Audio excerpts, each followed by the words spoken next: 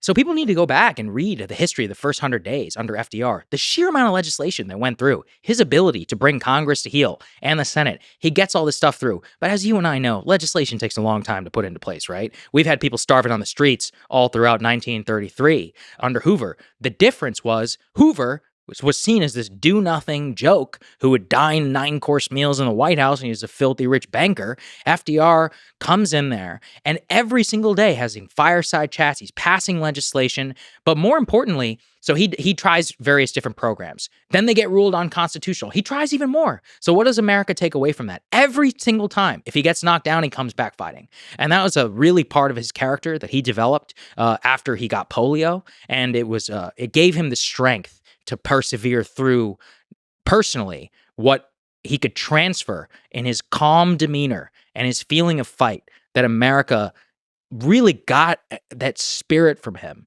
and was able to climb itself out of the Great Depression. He's such an inspirational figure. I think of Johnson and of Nixon, of Teddy Roosevelt, even of FDR. I can give you a laundry list of personal problems that all those people had. I think they had really, really good judgment. And I'm not sure how intrinsic their own personal character was to their exploration and thinking about the world. So JFK might be our best example, because he had the best judgment out of anybody in the room as a brand new president in the Cuban Missile Crisis. And he got us out and avoided nuclear war, which he deserves eternal credit for that. And I encourage people out there, this is a brutal text. We were forced to read it in graduate school. The Essence of Decision by Graham Allison. I'm so thankful we did. It's one of the foundations of political science because it lays out theories of how government works. People really need to understand Washington. Washington is a creature with traditions, with institutions that don't care about you. They don't even really care about the president. They have self-perpetuating mechanisms which have been done a certain way, and it usually takes a great shocking event like World War II to change really anything beyond the marginal. Every once in a while, you have a figure like Teddy Roosevelt who's actually able to take peacetime presidency and transform the country, but it needs an extraordinary individual to get something like that done. So the question around the essence of decision was the theory behind the Cuban Missile Crisis of how Kennedy arrived at his decision. And there are various different schools of thought, but one of the things I love about the book is it presents a case for all three: the organizational theory, the bureaucratic politics theory, and then kind of the great man theory as well. So there's you and I could sit here and I could tell you a case about PT 109 and about how John F. Kennedy experienced World War II and how he literally swam miles with a wounded man's life jacket strap in his teeth with a broken back, and he saved him, and he ended up on the cover of Life magazine, and he was a war hero. And he was a deeply smart individual who wrote a book in 1939 called Why England Slept, which to this day is considered a text which at the moment was able to describe in detail why Neville Chamberlain and the British political system arrived at the policy of appeasement. I actually have an original copy. It's one of my most prized possessions because, and from 1939, because this is a 23-year-old kid. Who the fuck are you, John F. Kennedy? Turns out he's a brilliant man. And another just favorite aside is that at the Potsdam Conference, where Harry Truman is there with Stalin and everybody. So in the room at the same time, Harry S. Truman, President of the United States, Dwight D. Eisenhower, the general, right, who will succeed him, 26-year-old John F. Kennedy as a journalist. And all three of those presidents were in the same room with Joseph Stalin and others. And that's the story of America right there. It's kind of amazing. I'm going to give you one of the most depressing quotes, which is deeply true. Roger Ailes, who is a genius. Shout out to The Loudest Voice in the Room by Gabriel Sherman. That book changed my life too, because it really made me understand media. People don't want to be informed. They want to feel informed. The following is a conversation with Saagar Enjeti, his second time on the podcast.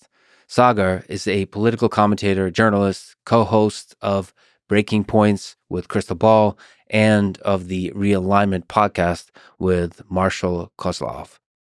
Saagar is one of the most well-read people I've ever met. His love of history and the wisdom gained from reading thousands of history books radiates through every analysis he makes of the world. In this podcast, we trace out the history of the various ideological movements that led up to the current political moment.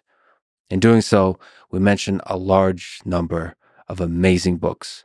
We'll put a link to them in the description for those interested to learn more about each topic. This is a Lex Fridman podcast To support it, please check out our sponsors in the description. And now, dear friends, here's Saagar Enjeti. So let's start with the obvious big question. Why do you think Trump won? Let's break it down. Before the election, you said that if Trump wins, it's going to be because of immigration. So aside from immigration, what are the maybe less than obvious reasons that Trump won?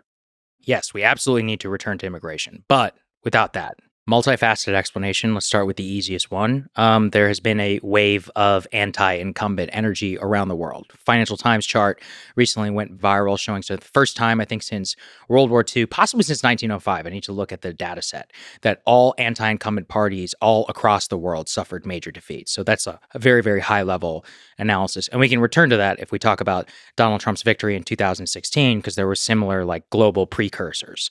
That individual level in the United States, there's a very simple explanation as well, which is that Joe Biden was very old. He was very unpopular.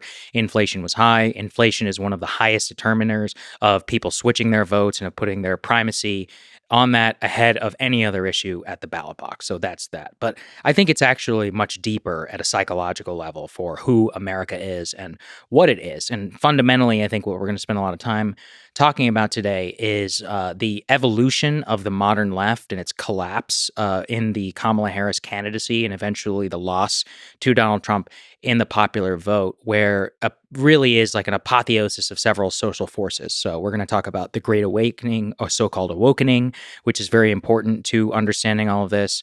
There's also really Donald Trump himself, who is really one of the most unique individual American politicians that we've seen in decades. At this point, Donald Trump's victory makes him the most important and transformative figure in American politics since FDR. And thought process for the audience is in 2028, there will be an 18-year-old who's eligible to vote who cannot remember a time when Donald J. Trump was not the central American figure. And there's stories in World War II where troops were on the front line. Some of them were 18, 19 years old. FDR died, and they literally said, well, who's the president? And they said, Harry Truman, you dumbass. And they go, who?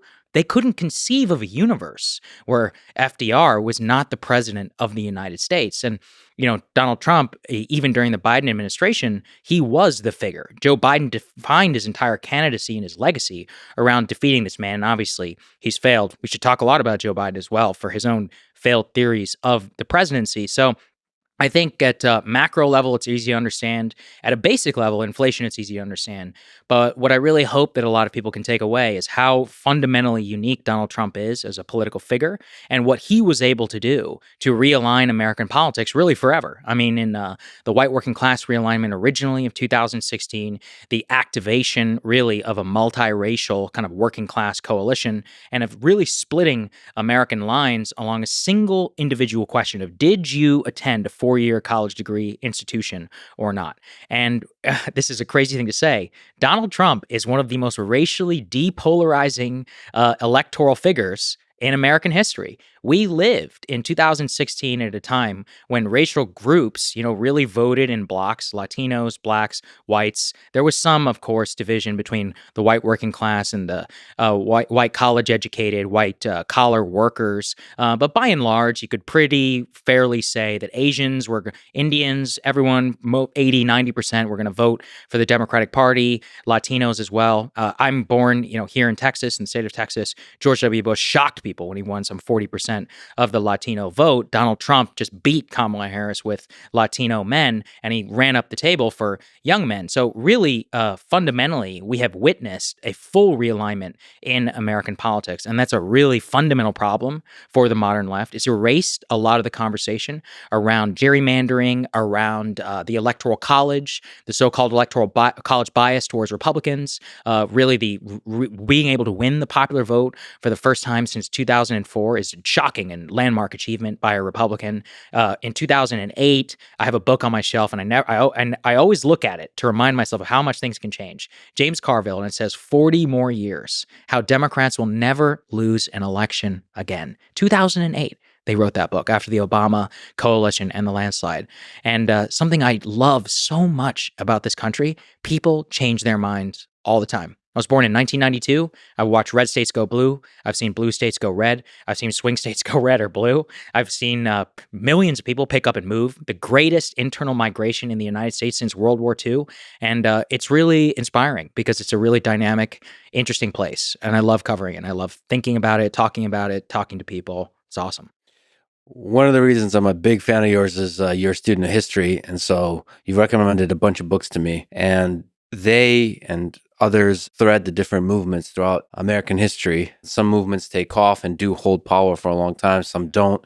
And some are started by a small number of people and are controlled by a small number of people. Some are mass movements. And it's just fascinating to watch how those movements evolve and then fit themselves maybe into the constraints of a two-party system. Mm-hmm. And I'd love to sort of talk about the various perspectives of that.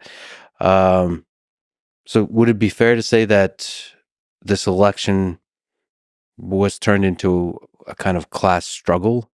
Well, I won't go that far because to say it's a class struggle really implies that things fundamentally align on economic lines, and I don't think that's necessarily accurate. Although, if that's your lens, you could get there. So there's a very big statistic going around right now where Kamala Harris increased her vote share in one households over $100,000 or more, and Donald Trump won households under 100,000. So you could view that in an economic lens. The problem, again, that I have is that is much more a proxy for four-year college degree and for education.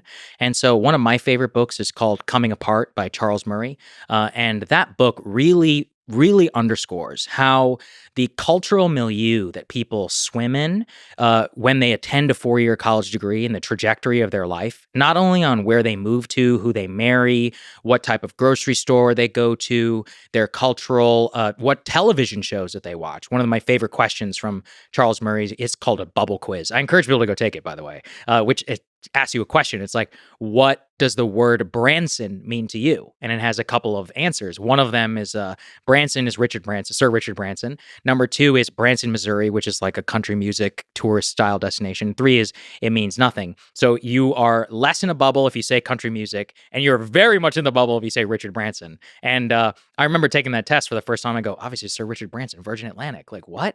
And then I was like, wait, I'm in the bubble. And there are other things in there, like, can you name various different military ranks? I can because I'm a history nerd, but the vast majority of college-educated people don't know anybody who served in the United States military. They don't have family members who do. The most popular shows in America are like The Big Bang Theory and NCIS, whereas people in our probably cultural milieu, our favorite shows are White Lotus, The Last of Us. This is prestige television, right? With a very small audience, but high income, high education. So the point is that culture really defines who we are as Americans, where we live. And rural, urban is one way to describe it, but honestly, with the work from home revolution and more rich people and highly educated people moving to more rural, suburban, or areas they traditionally weren't able to commute in, that's changing. And so really, the internet is everything. The stuff that you consume on the internet, the stuff that you spend your time doing, type of books you read, whether you read a book at all, frankly, whether you travel to Europe, whether you have a passport, all the things that you value in your life, that is the real cultural divide in America. And I actually think that's what this revolution of Donald Trump was activating and bringing people to the polls, bringing a lot of those traditional working class voters of all races away from the Democratic Party along the lines of elitism, of sneering, and of a general cultural feeling that these people don't understand me and my struggles in this life. And so the trivial formulation is the wokeism, the anti-wokeism movement. Yeah. So it's not necessarily that Trump winning was a statement against wokeism.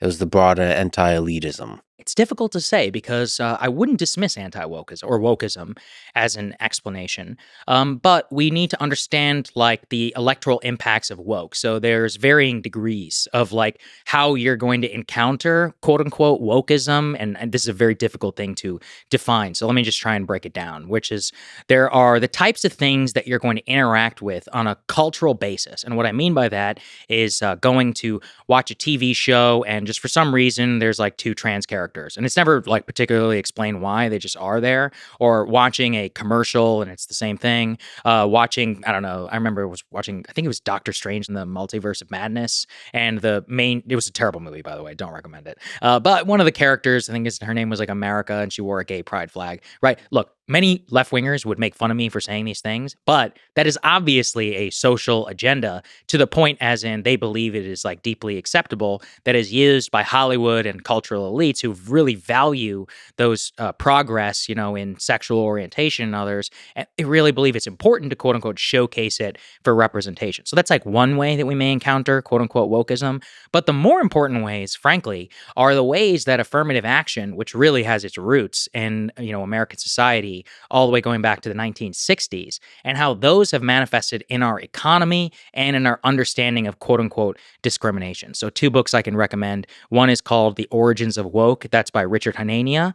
There's another one by The Age of Entitlement by Christopher Caldwell. And they make a very strong case that Caldwell in particular, that he calls it like a new founding of America, was the passage of the Civil Rights Act of 1964, because it created an entire new legal regime and understanding of race in the American character and how the government was going to enforce that. And that really ties in with another one of the books that I recommended to you about the origins of Trump by Jim Webb. And Senator Jim Webb, incredible man. He's so underappreciated. Intellectual. He was anti-war, and people may remember him from the 2016 primary, and they asked him, I had asked him a question, I don't exactly remember, about one of his enemies, and he's like, well, one of them was a guy I shot in Vietnam, and he was running against Hillary. And that guy, he wrote the book, Born Fighting, I think what's History of the Scots-Irish People, something like that. And that book really opened my eyes to the way that affirmative action and racial preferences that were playing out, through the HR managerial elite really turned a lot of people within the white working class away from the Democratic Party and felt fundamentally discriminated against by the professional managerial class. And so there's a lot of roots to this, the Managerial Revolution by James Burnham, and in terms of the origin of kind of how we got here, but the crystallization of like DEI and or affirmative action, I prefer to use the term affirmative action, in the highest echelons of business. And there became this idea that representation itself was the only thing that mattered. And I think that right around 2014, that really went on steroids. And that's why it's not an accident that Donald J. Trump elected in 2016. At this point, do you think this election is a kind of statement that wokeism as a movement is dead? I don't know. It's very difficult to say because wokeism itself is not a movement with a party leader. It's a amorphous belief that has worked its way through institutions now for almost 40 or 50 years. It's effectively a religion. And part of the reason why it's difficult to define is it means different things to different people. So, for example, there are varying degrees of how we would define quote unquote woke. Do I think that the Democrats will be speaking in so-called academic language? Yes, I do think they will. I think that the next Democratic nominee will not do that. However, Kamala Harris actually did move as much as she could away from quote unquote woke, but she basically was punished for a lot of the sins of both herself from 2019, but a general cultural feeling that her and the people around her do not understand me, and not only do not understand me, but have racial preferences or a regime or an understanding that would lead to a quote unquote equity mindset, equal outcomes for everybody as opposed to equality of opportunity, which is more of a colorblind philosophy. So I can't say. I think it's way too early. And, again, like you can not use the word Latinx, but do you still believe in an effective affirmative action regime, in terms of how you would run your Department of Justice, in terms of how you view the world, in terms of what you think the real dividing lines in America are? Because I would say that's still actually kind of a woke mindset. And that's part of the reason why the term itself doesn't really mean a whole lot. And we have to get actually really specific about what it looks like in operations. In operation, it means affirmative action. It means the NASDAQ passing some law that if you want to go public or something, that you have to have a woman and a person of color on your board. Like this is a blatant and extraordinary racialism that they've enshrined in their bylaws. So you can get rid of ESG, that's great. But you can get rid of DEI, I think that's great. But it's really about a mindset and a view of the world, and I don't think that's going anywhere. And you think the reason it doesn't work well in practice is because there's a big degree to which it's anti-meritocracy. It's anti-American, really. DEI and woke and affirmative action make perfect sense in a lot of different countries, okay? And there are a lot of countries out there that are multi-ethnic and they're heterogeneous and they are run by basically quasi-dictators, and the way it works is that you pay off the Christians and you pay off the Muslims and they get this guy and they get that guy and everybody kind of shakes it. It's very explicit where they're like, we have 10 spots and they go to the Christians, we have 10 spots and they goes to the Hindus. I'm talking, India is a country that I know pretty well, and this does kind of work like that on state politics level in some respect. But in America, fundamentally we really believe that no matter where you are from, that you come here and basically within a generation, especially if you migrate here legally and you integrate, that you leave a lot of that stuff behind. And the story, the American dream that is ingrained in so many of us is one that really does not mesh well with any sort of racial preference regime or anything that's not meritocratic. And I will give the left wingers some, credit in the idea that meritocracy itself, could have preference for people who have privileged backgrounds. I think that's true. And so, the way I would like to see it is to increase everybody's equality of opportunity to make sure that they all have a chance at quote unquote willing out the American dream, but that doesn't erase meritocracy, hard work, and many of the other things that we associate with the American character, with the American frontier. So really, these are two ideologies which are really at odds. Like in a lot of ways, like wokeism, racialism, and all this is a third world ideology. It's one that's very prevalent in Europe and all across Asia, but it doesn't mix well here, and it shouldn't. And I'm really glad that America feels the same way. Yeah, I got to go back to Jim Webb and that book. What a badass, fascinating book. Oh my God. Born Fighting. Amazing. How the Scots-Irish shaped America. So I did not realize to the degree, first of all, how badass the Scots-Irish are. And to the degree many of the things that kind of identify as American and part of the American spirit were defined by this relatively small group of people. Yeah. As he describes, the motto could be summarized as fight, sing, drink, and pray. So there's the principles of fierce individualism, the principles of a deep distrust of government, the elites, the authorities, bottom-up governance, over 2,000 years of a military tradition. They made up 40% of the Revolutionary War Army and produced numerous military leaders, including Stonewall Jackson, Ulysses S. Grant, George S. Patton, and a bunch of presidents. Yeah. Some of the more gangster presidents. Andrew Jackson, Teddy Roosevelt, Woodrow Wilson, Ronald Reagan, and Bill Clinton. Just the whole cultural legacy of country music. We owe them so much, and they really don't get their due, unfortunately. A lot of for the reasons that I just described around racialism is because post, mass immigration from Europe, the term white kind of became blanket applied to new Irish, to Italians, to Slovenians. And, as you and I both know, if you travel those countries, people are pretty different. And it's not the different here in the United States. Scots-Irish were some of the original settlers here in America, and particularly in Appalachia, and their contribution to the fighting spirit and their own culture and like who we are as individualists, and some of the first people to ever settle the frontier, and that frontier mindset really does come from them. We owe them just as much as we do the Puritans, but they don't ever really get their due.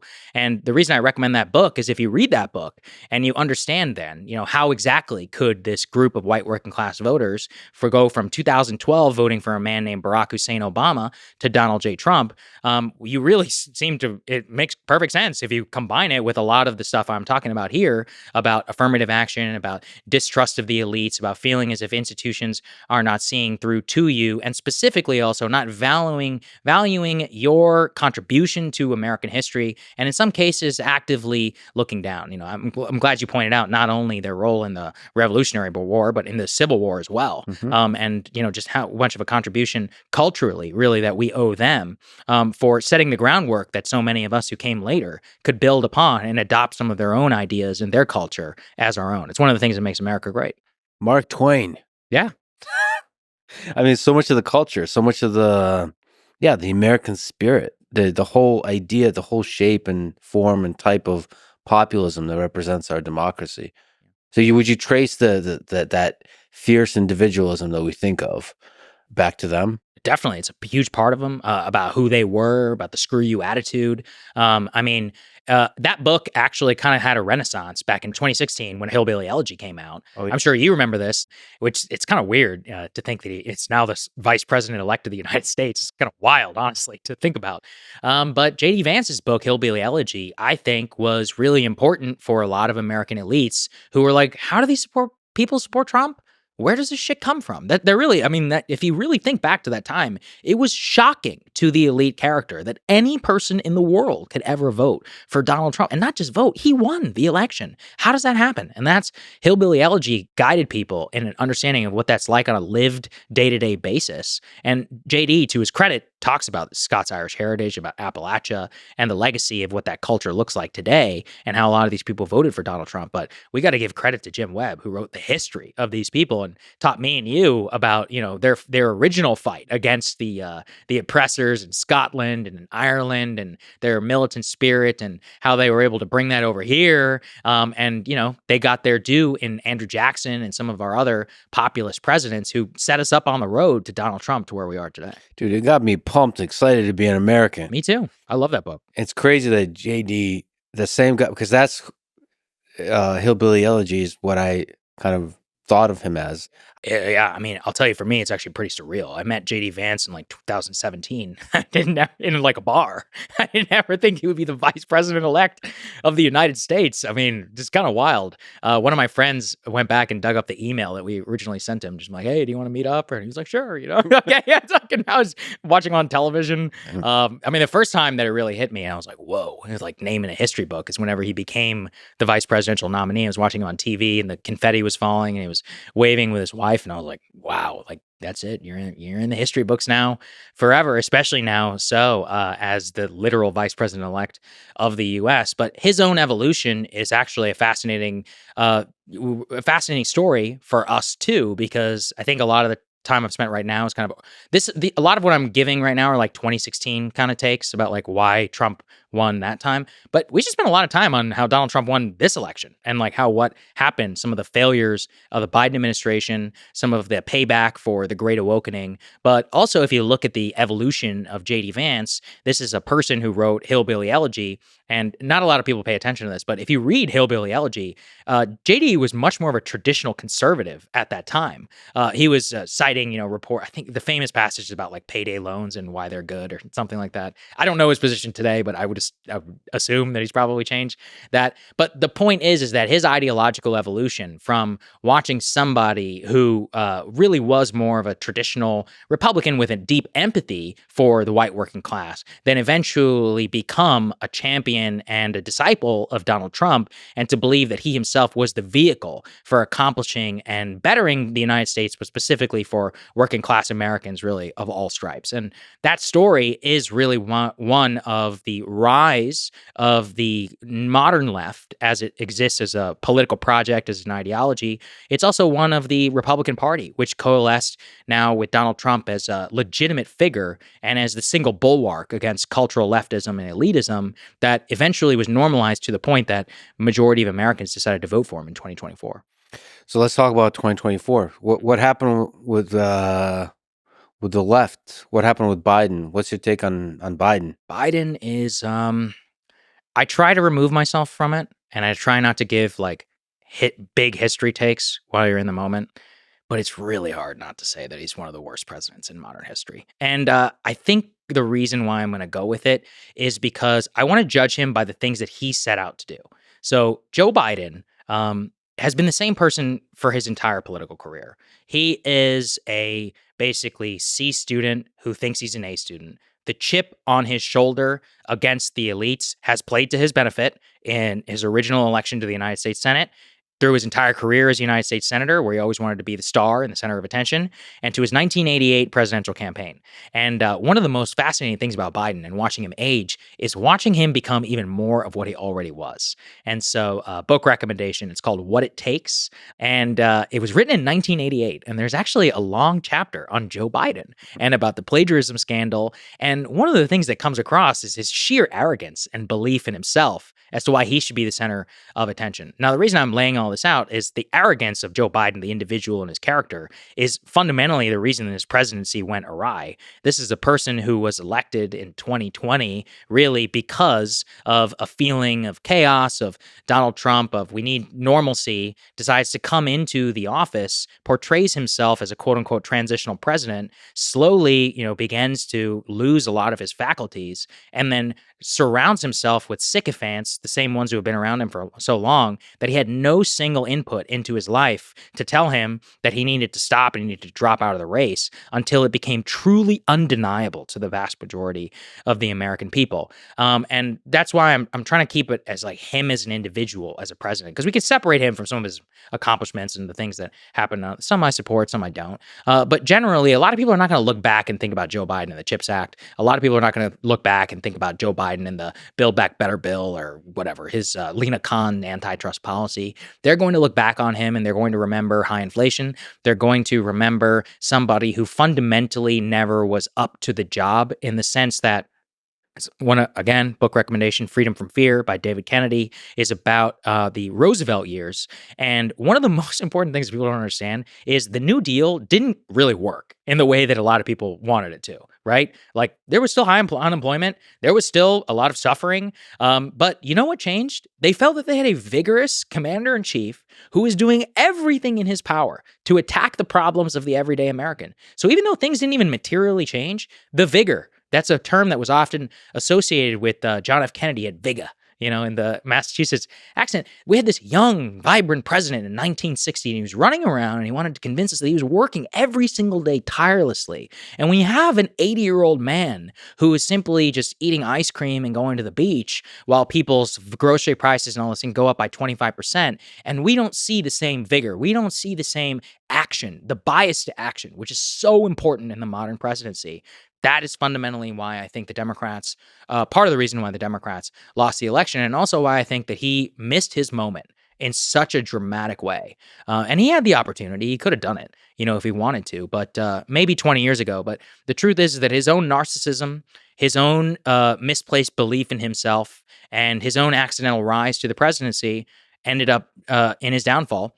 And it's kind of amazing because, again, if we look back to his original campaign speech, 2019, why I'm running for president. It was Charlottesville, and he said, I want to defeat Donald Trump forever, and I want to make sure that he never gets back in the White House again. So by his own metric, he did fail. It was the only thing he wanted to do, and he failed from. You said a lot of interesting stuff. Yeah. So one, FDR, that's really interesting. It's not about the specific policy. It's about like fighting for the people and doing that with charisma and just uniting the entire country for a particular. This is the same with Bernie. Like maybe there's a lot of people that disagree with Bernie that still support him because like we just want feels somebody authentic.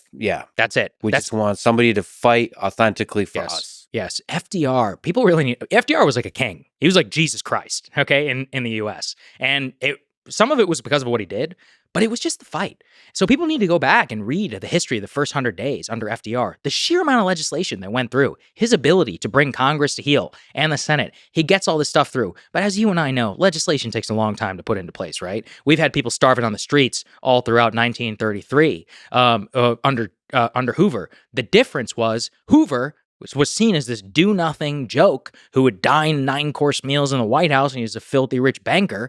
FDR comes in there, and every single day has fireside chats. He's passing legislation, but more importantly, so he tries various different programs. Then they get ruled unconstitutional. He tries even more. So what does America take away from that? Every single time, if he gets knocked down, he comes back fighting. And that was a really part of his character that he developed after he got polio, and it gave him the strength to persevere through personally what he could transfer in his calm demeanor and his feeling of fight, that America really got that spirit from him and was able to climb itself out of the Great Depression. He's such an inspirational figure. He really is. And people think of him for World War II. And of course, we can spend forever on that. But in my opinion, the early years are not studied enough. 33 to 37 is one of the most remarkable periods in American history. We were not ruled by a president. We were ruled by a king, by a monarch, and people liked it. He was a dictator, and he was a good one. Yeah. So to sort of push back against the implied thing that you said. So when saying Biden is the worst president. No, second worst in modern history. That's what I said. Second In worst. modern Yeah. history, who's the worst? W, with no question. I see, because of the horrible wars, probably. I mean, Iraq is just so bad. It's just a mess. Yeah. One of my favorite authors is a guy, Gene Edward Smith. He's written a bunch of presidential biographies. And in the opening of his W biography, he's like, there's just no question. There's a single worst foreign policy mistake in all of American history. And W is one of our worst presidents ever. He had terrible judgment and it got us into a war of his own choosing. It was a disaster and it set us up for failure. By the way, we talked a lot about Donald Trump. Nobody is more responsible for the rise of Donald Trump than George W. Bush, but I could go off on Bush for a long time. Oh, we will. Yeah, We will yeah. return there. So, as part of the pushback, I'd like to say, because I agree with your criticism of arrogance and narcissism against Joe Biden, the same could be said about Donald Trump. You're absolutely of right. arrogance. Yeah. So, and Yeah. I think you've also articulated that a lot of presidents throughout American history have suffered from a bad case of arrogance and narcissism. Absolutely, but it's sometimes to our benefit. You know, you have to be a pretty crazy person to be to want to be president. I had put out a tweet that got some controversy, and I think it was Joe Rogan, who I love, but he was like, "I want to find out who Kamala Harris is as a human being," and I was like, "I'm actually not interested in who politicians are as human beings at all." I was like, "I've read too much about them to know. I know who you are. If you spend your life." And because I live in Washington and I spend a lot of time around would-be politicians, I know what it takes to actually become the president. It's crazy. You have to give up everything. Every night, you're not spending it with your wife. You're spending it at dinner with potential donors, with friends, with people who can connect you. Even after you get elected, that's even more so. Now you got to raise money, and now you're on to the next thing. Now you want to get your political thing through. You're going to spend all your time on your phone. You and your staff are going to be more like this. Your entire life revolves around your career. It's honestly, you need an insane level of narcissism to do it because you have to believe that you are better than everybody else, which is already pretty crazy. And not only that, your own personal characteristics and foibles lead you to the pursuit of this office and to the pursuit of the idolatry of the self and everything around you. There's a famous story of Lady Bird Johnson after Johnson becomes the president. He's talking to the White House butler, and she was like, "Everything in this house revolves around my husband. Whatever's left goes to the girls, her 2 children, and I'll take the scraps." So everything revolved around Johnson's political career. And his daughters, when they're honest, because they like to paper over some of the things that happened under him, but they didn't spend any time with him. Saturday morning was for breakfast with, Richard Russell, I forget. These are all in the Robert A. Caro books. Sunday was for Rayburn. There was no time for his kids. That's what it was. And by the way, he's one of the greatest politicians to ever live. But he also died from a massive heart attack, and he was a deeply sad and depressed individual. Yeah, I saw that tweet to go back to that. Yeah. And also, I listened to your incredible debate about it with Marshall on the Realignment podcast, and I have to side with Marshall. I think you're just wrong on this. All right. Because I think revealing the character of a person is really important to understand how they will act in a room full of generals and full of... this gets to the judgment question. The judgment. And I think of Johnson and of Nixon, of Teddy Roosevelt, even of FDR. I can give you a laundry list of personal problems that all those people had. I think they had really, really good judgment. And I'm not sure how intrinsic their own personal character was to their exploration and thinking about the world. So JFK might be our best example because he had the best judgment out of anybody in the room as a brand new president in the Cuban Missile Crisis. And he got us out and avoided nuclear war, which he deserves eternal credit for that. But how did he arrive to good judgment? Some of it certainly was his character, and we can go again, though, into his laundry list of that. But most of it was around being with his father, seeing some of the mistakes that he would make. And he was also had a deeply inquisitive mind, and he experienced World War II at the personal level after PT 109.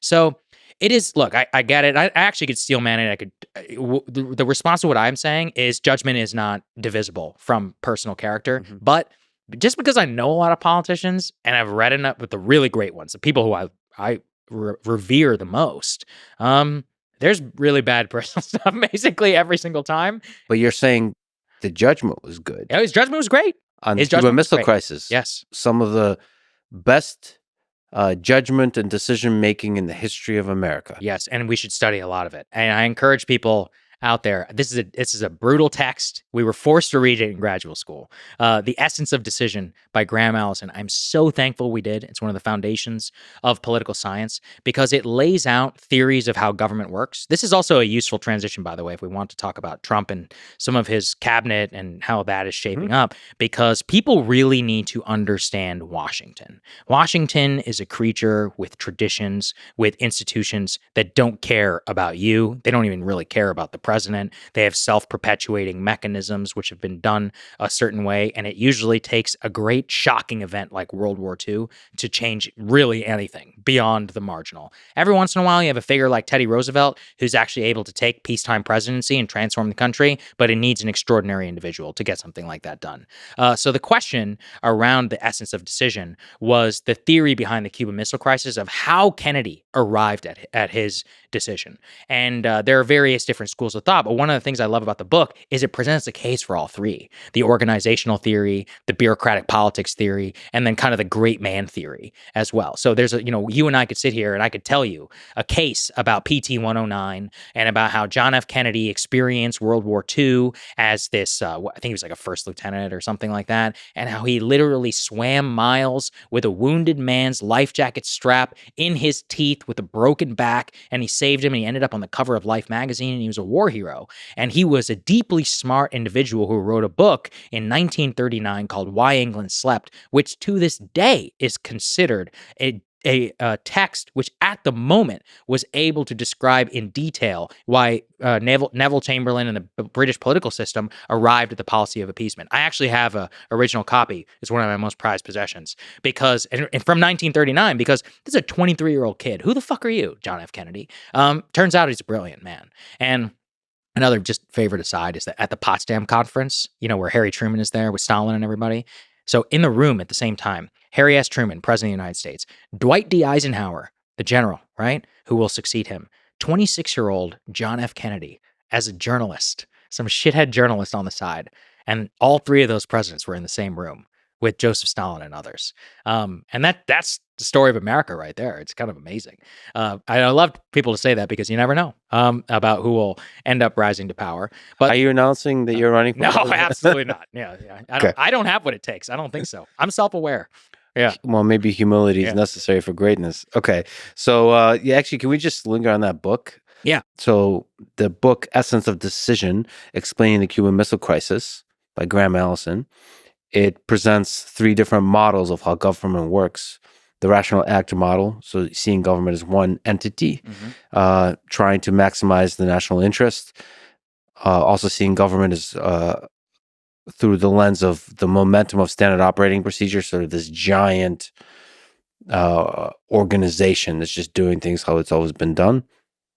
And the government politics model of there's just these individual internal power struggles within government. Yes. And all of that is like a different way to view, and they're probably all true to a degree, of how decisions are made within this giant machinery of government. That's why it's so important, is because you cannot read that book and say one is true and one is not. You can say one is more true than the other, but all of them are deeply true. And this is probably a good transition to Donald Trump, because, and I guess for the people out there who don't think I've been too obsequious, he'll be my criticism. Trump said something very fundamental and interesting on the Joe Rogan podcast. Probably the most important thing that he ever said, which is he said, I like to have people like John Bolton in my administration, because they scare people and it makes me seem like the most rational individual in the room.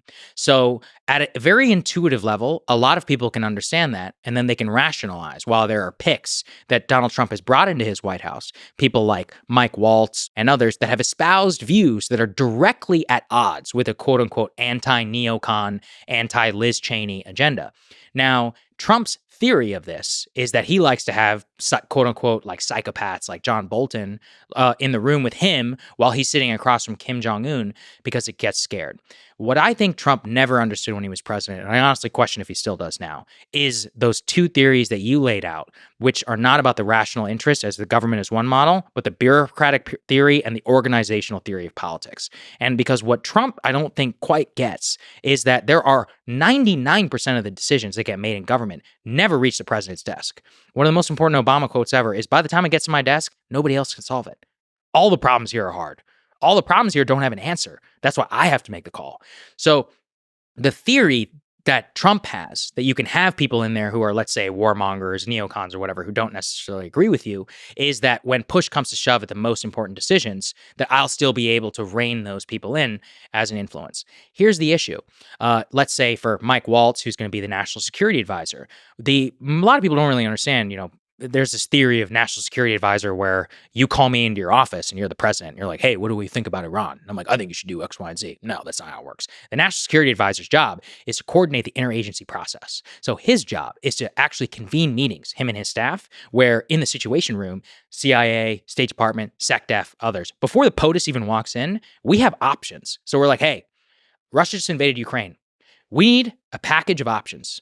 Those packages of options are going to consist of three things. We're going to have one group, we're going to call it the dovish option. Two, we're going to call it the middle ground. Three, the hardcore package. Trump walks in, this is how it's supposed to work. Trump walks in and he goes, okay, Russia invaded Ukraine. What do we do? Mr. President, we prepared three options for you. We got 1, 2, and 3. Now, who has the power? Is it Trump when he picks 1, 2, or 3? Or is it the man who decides what's even in option 1, 2, and 3? That is the part where Trump needs to really understand how these things happen. And I watched this happen to him in his first administration. He hired a guy, Mike Flynn, who was his national security advisor. You could say a lot about Flynn, but him and Trump were at least like this on foreign policy.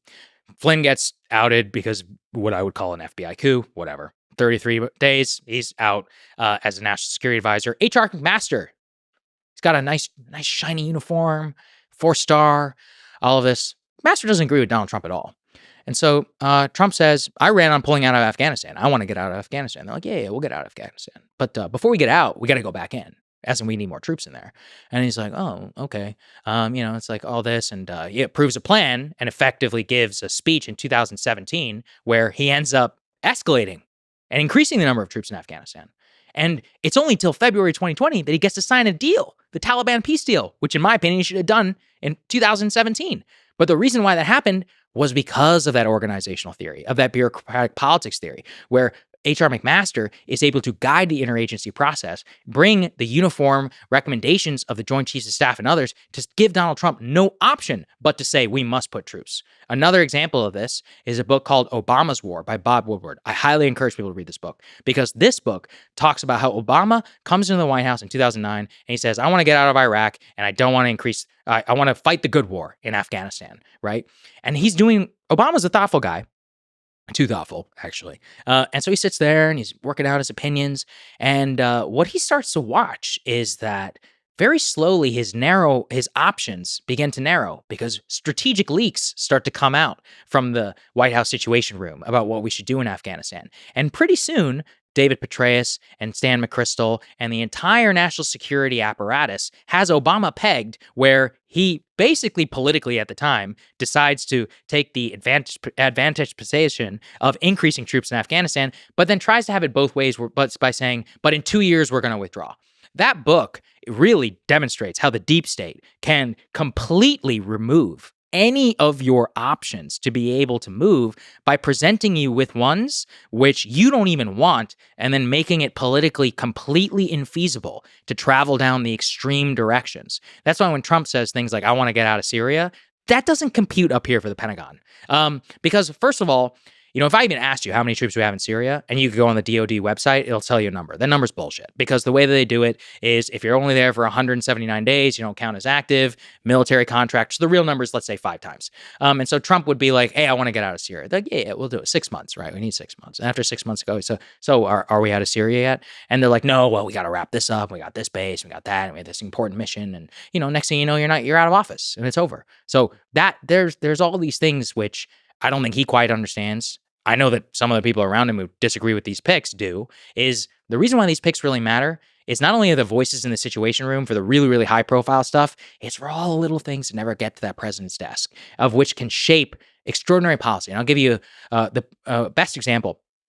There was never a decision by FDR as president of the United States to oil embargo Japan, one which he thought about as deeply as you and I would want. It was a decision kind of made within the State Department. It was a decision that was made by some of his advisors. I think he eventually signed off on it.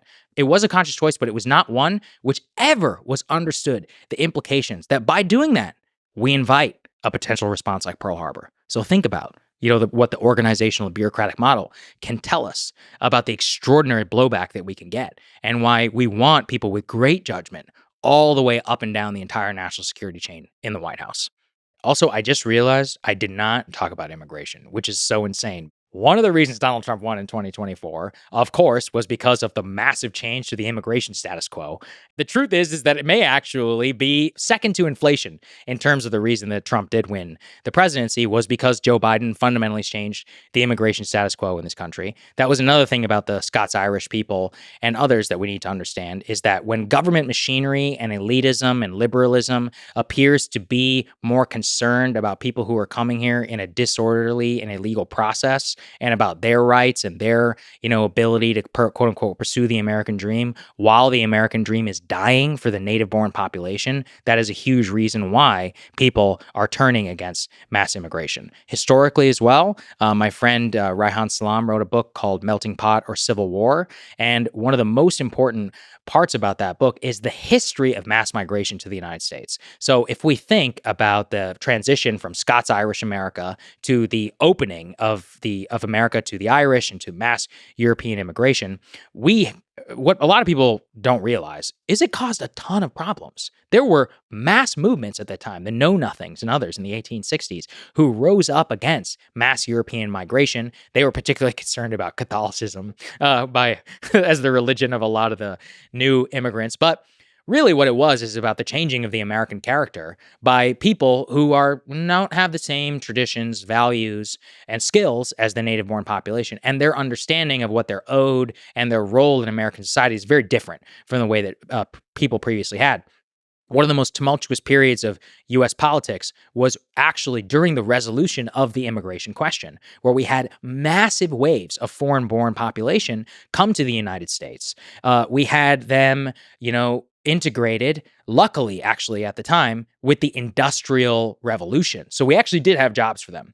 One of the problems is that today in the United States, we have one of the highest levels of foreign-born population than ever before, actually since that time in the early 1900s, but we have all of the same attendant problems. But even worse is we don't live in an industrial economy anymore. We live in a predominantly service-based economy that has long, moved past manufacturing. Now, I'm not saying we shouldn't bring some of that back, but the truth is that manufacturing today is not what it was to work in a steel mill in 1875. I think we can all be reasonable and we can agree on that. And part of the problems with extremely high levels of foreign-born population, particularly unskilled, and the vast majority of the people who are coming here and who are claiming asylum are doing so under fraudulent purposes. They're doing so because they are economic migrants and they're abusing, asylum law to basically gain entrance to the United States without going through a process of application or of merit. And this has all of its traces back to 1965, where the Immigration Naturalization Act of 1965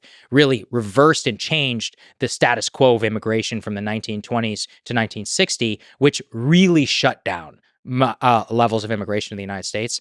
In my opinion, it was one of the most important things that ever happened. And one of the reasons why is it forced and caused integration. It also forced, by slowing down the increase in the number of foreign-born population, it redeveloped an American character and an understanding that was more homogenous and was the ability for you and me to understand despite the difference in our background. If you accelerate and you continue this trend of the very high foreign-born, unskilled population, you unfortunately are basically creating a mass, it's basically it's a non-citizen population of illegal immigrants, people who are not as skilled. I think I read 27% of the people who've come under Joe Biden illegally don't even have a college degree. That means that we're lucky if they're even literate in Spanish, let alone English. So there are major problems about integrating that type of person, even in the past, whenever we had a mass industrial economy. Now imagine today.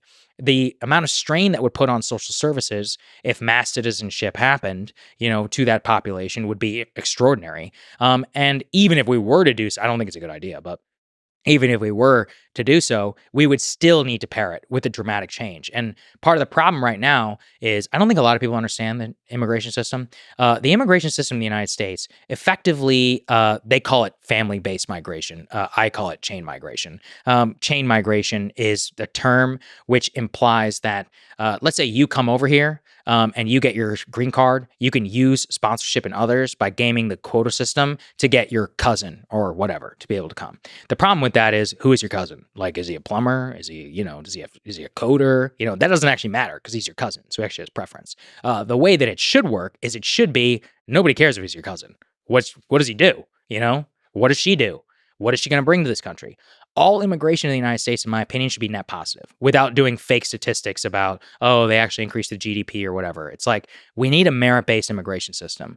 We are the largest country in the world, and one of the only Western countries in the world that does not have a merit-based, points-based immigration system, like Australia and or Canada. And I get it, because a lot of people did come to this country under non-merit-based purposes, so they're really reluctant to let that go. But I do think that Biden, by changing the immigration status quo and by basically just allowing, tens of millions, potentially tens of millions, at the very least 12 million new entrants to come to the U.S. Under these pretenses of complete disorder and of no conduct, really broke a lot of people's understanding and even like mercy in that regard. And so that was obviously a massive part of Trump's victory. Speaking of illegal immigration, what do you think about the border czar, Tom Homan? Tom Homan is a very legit dude. Got to know him a little bit in Trump 1.0. He is an original, true believer on enforcing immigration law as it is. Now, notice how I just said it that's a politically correct way of saying mass deportation. And I will point out for my left-wing critics in that, he really believes in the ability, in the necessity of mass deportation, and he has the background to be able to carry that out. I will give some warnings, and this will apply to DOGE too. Czar has no statutory or constitutional authority. Czar has as much authority as the president of the United States gives him. Donald Trump, I think it's fair to say, even his critics or even the people who love him could say he can be capricious at times. And he can strip you or not strip you or give you the ability to compel. So czar in and of itself is frankly a very flawed position in the White House. And it's one that I really wish we would move away from. I understand why we do it. It's basically to do a national security advisor, interagency convener to accomplish certain goals. That said, there is a person, Stephen Miller, who will be in the White House, the Deputy White House Chief of Staff, who has well-founded beliefs, experience in government, and rock-solid ideology on this, which I think would also give him the ability to work with Homan to pull that off.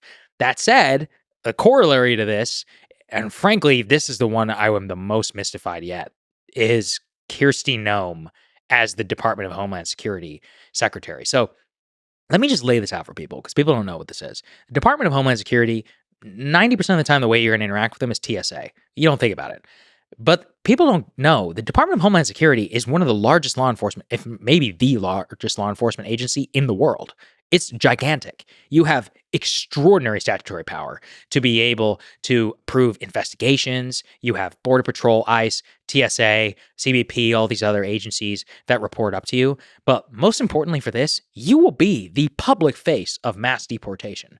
So I was there in the White House briefing room last time around when Kirstjen Nielsen, who was the DHS secretary under Donald Trump, and specifically the one who enforced child separation for a limited period of time, she was a smart woman. She has long experience in government, and honestly, she melted under the criticism. Kristi Noem is the governor of South Dakota. I mean, that's great. You have a little bit of executive experience, but to be honest, I mean, you have no law enforcement background. You have no ability to, you have no, frankly, with understanding of what it is going to be like to be the secretary of one of the most controversial programs in modern American history. You have to go on television and defend that every single day, a literal job requirement under Donald Trump. And you will have to have extraordinary command of the facts. You have to have a very high intellect. You have to have the ability to really break through. And I mean, we all watched how she handled that situation with her dog and her interviews, and that does not give me confidence that she will be able to do all that well in the position. So what do you think is behind that? So Crystal Ball's theory on Breaking Point is that there's some kind of interpersonal, I didn't know. I should know this, but I didn't know any of the. there was some cheating or whatever? There's a rumor, nobody knows if it's true, that Corey Lewandowski and Kirsty Noem had a previous relationship ongoing. Corey Lewandowski is a Trump official and that he maybe put her in front. I don't know. Is this like the Real Housewives of DC? Yeah, kind of. Although, I mean, it was the most open secret in the world. Allegedly. I don't know if it's true. Okay. All right. I mean, I don't like to traffic too much in personal theories. But, I mean, in this respect, it might actually be correct in terms of how it all came down. I have no idea what he's thinking. I truly don't. I mean, maybe it's like he was last time. He said, I want a woman who's like softer and like emotionally and the ability to be the face of my immigration program. I mean, again, like I said, I don't see it in terms of her experience and her media. It's frankly like not very good. So you think she needs to be able to articulate, not just be like the softer face of this radical policy, but also be able to articulate what's happening with the reasoning behind all Yes, you need to give justification for everything. Here's the thing. Under mass deportation, the media will drag up every sob story known to planet Earth about this person and that person who came here illegally and why they deserve to stay. And really what the quasi thing is, that's why the program itself is bad and we should legalize everybody who's here illegally. Okay, so the thing is that you need to be able to have extraordinary oversight. You need a great team with you. You need to make sure that everything is being done by the book. The way that the media is being handled is that you throw every question back in their face and you say, well, you either talk about crime or you talk about the enforceability of the law, the necessity. I mean, I think articulated a very coherent case for why we need much less high levels of immigration to the United States. And I am the son of people who immigrated to this country. But one of the favorite phrases I heard from a guy named Mark Krikorian, who's a Center for Immigration Studies, is we don't make immigration policy for the benefit of our grandparents. We make immigration policy for the benefit of our grandchildren.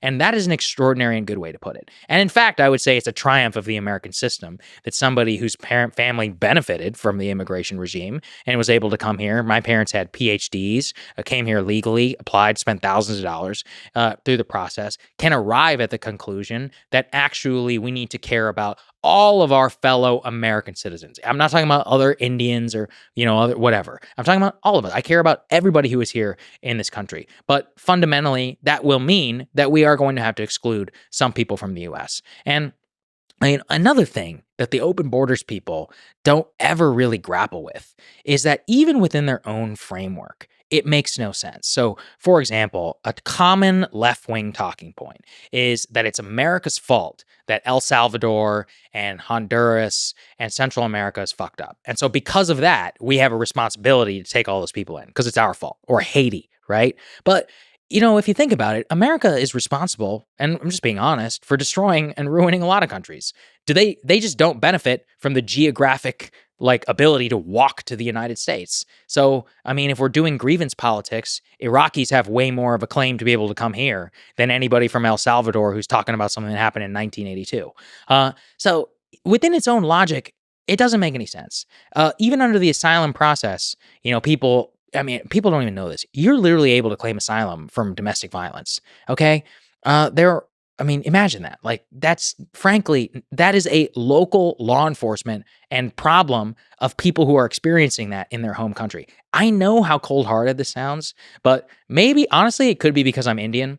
One of the things that whenever you visit India and you see a country with over 1 billion people, you're like, holy shit, this is crazy. And you understand both the sheer numbers of the amount of people involved and also there is nothing in the world you could ever do to solve all problems for everybody. It's a very complex and dynamic problem. And it's really nice to be bleeding heart and to say, oh, well, we have responsibility to this and to all mankind and all that. But it doesn't work. It doesn't work with a nation state. It doesn't work with a sovereign nation. We're the luckiest people in the history of the world to live here in this country. And you need to protect it. And protecting it requires really thinking about the fundamentals of immigration itself and not telling us stories.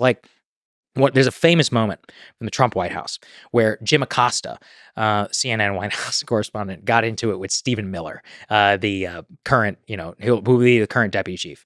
And he was like, what do you say, something along the lines, to people who say you're violating, that quote on the Statue of Liberty, like, give me you're tired, you're poor, you're hungry, all of that, the Emma Lazarus quote. And Stephen very logically was like, what level of immigration comports with the Emma Lazarus quote? Is it 200,000 people a year? Is it 300? Is it 1 million? Is it 1.5 million?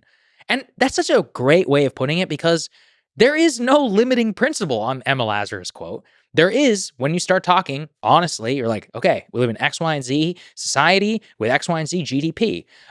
People who are coming here should be able to benefit for themselves and us, not rely on welfare, not be people who we have to take care of after because we have our own problems here right now. And who are the population, the types of people that we can study and look at who will be able to benefit. And based on that, yeah, immigration is great. But there are a lot of economic, legal, and societal reasons for why you definitely don't want the current level. But another thing is, even if we turn the switch and we still let in 1.5 million people a year under the chain family based migration, I think it would be a colossal mistake because it's not rooted in the idea that people who are coming to America are explicitly doing so at the benefit of America. It's doing so based on the familial connections of people who already gamed the immigration system to be able to come here. I have a lot of family in India, and I love them, and some of them are actually very talented and qualified. If they wanted to come here, I think they should be able to apply on their own merit, and that should have nothing to do with their familial status or the fact that I'm a U.S. citizen. Like you mentioned, the book Melting Pot or Civil War by Raihan Salam, he makes an argument against open borders. The thesis there is a simulation should be a big part. Mm-hmm. I guess there's some kind of optimal rate of immigration which allows for a simulation. Yeah, and there are ebbs and flows. And that's kind of what I was talking about historically, where, the truth is you could walk the streets of New York City in the early 1900s and late 1890s, and you're not going to hear any English. And I think that's bad. Really what you had was ethnic enclaves of people who were basically practicing their way of life just like they did previously, bringing over a lot of their ethnic problems that they had and even some of their cultural, unique capabilities or whatever, bringing it to America. And then New York City police and others are figuring out, what the hell do we do with all this? And it literally took shutting down immigration for an entire generation to do away with that. And there's actually still some. The point about assimilation is twofold. One is that you should have the capacity to inherit the understanding of the American character that has nothing to do with race. And that's so unique that I can sit here as a child of people from India and have such a deep appreciation for the Scots-Irish. I consider myself, American first. And one of the things that I really love about that is that I have no historical relationship to anybody who fought in the Civil War.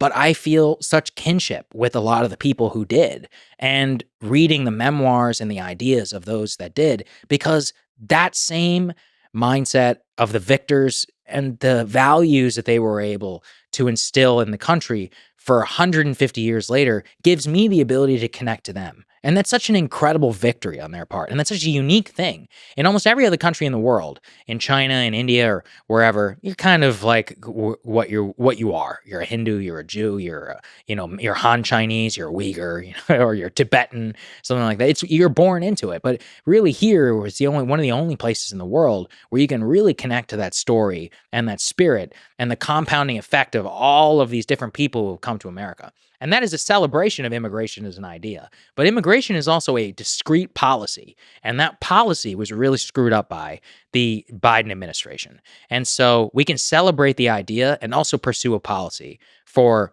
all of the people in the U.S., our citizens, to actually be able to benefit. And look, it's going to be messy. And honestly, I still don't know yet if Trump will be able to pursue actual mass deportation, just because I think that I'm not sure the public is ready for it. I do support mass deportation. I don't know if the public is ready for it. I don't know. I'll have to see, because there's a lot of different ways that you can do it. There's mandatory e-verify, which requires businesses to basically verify you're a U.S. citizen or you're here legally whenever they employ you, which is not the law of the land currently, which is crazy, by the way. There's, you can cut off or tax remittance payments, which are payments that are sent back to other countries like Mexico, Honduras, and Guatemala. Again, illustrating my economic migrant point. There are a lot of various different ways where you can just make it more difficult to be illegally here in the U.S. so people will self-deport. But if he does pursue real mass deportation, that will be a flashpoint in America. Aren't you talking about things like what Tom Homan said, worksite raids, sort of increasing the rate of that? Yeah, we used to do that. But yeah, but there's a rate at which you can do that where it would lead to, radical social upheaval. Yeah, it will. I mean, and I think some people need to be honest here. And this actually flies in the face of, one of the most common liberal critiques is this is going to raise prices. And yeah, I think it's true. I think it's worth it. But that's easy for me to say. I'm making a good living. If you care about inflation, you voted for Donald Trump, and your price of groceries or whatever goes up because of this immigration policy, I think that needs to be extremely well articulated by the president. And of course, he needs to think about it. The truth is America right now is built on cheap labor. It's not fair to the consumer. It's not fair to the immigrants, the illegal immigrants themselves, and it's not fair to the natural born citizen. The natural born citizen has his wages suppressed for competition by tens of millions of people who are willing to work at lower wages. They have to compete for housing, for social services. I mean, just even, like basic stuff at a societal level. It's not fair to them. It's definitely not fair to the other person because, whenever people say, like, who's going to build your houses or whatever, you're endorsing this quasi-illegal system where, uninsured laborers from Mexico, they have no guarantee of wages. They're getting paid cash under the table. They are living, 10 to a room. They're sending Mexican remittance payments back just so that their children can eat. I mean, that's not really fair to that person either.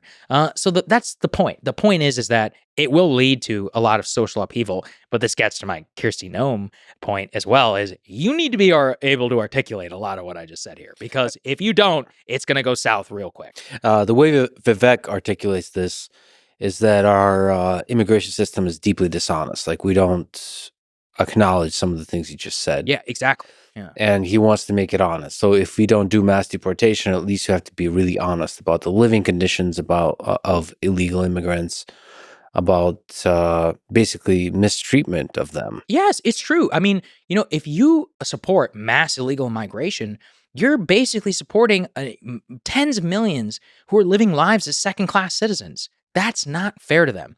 I also think it's deeply paternalistic. So there's this idea that America has so ruined these Central American countries that they have no agency whatsoever and they can never turn things around. What does that say about our confidence in them? One of the things they always say, they're law abiding, they're great people and all that. I agree, okay? By and large, I'm not saying these are bad people, but I am saying, like, if they're not bad and they're law abiding and they're citizens and thoughtful and all that, they can fix their own countries. And they did in El Salvador. That's the perfect example. Look at the dramatic drop in their crime rate. Bukele is one of the most popular leaders in all of South America.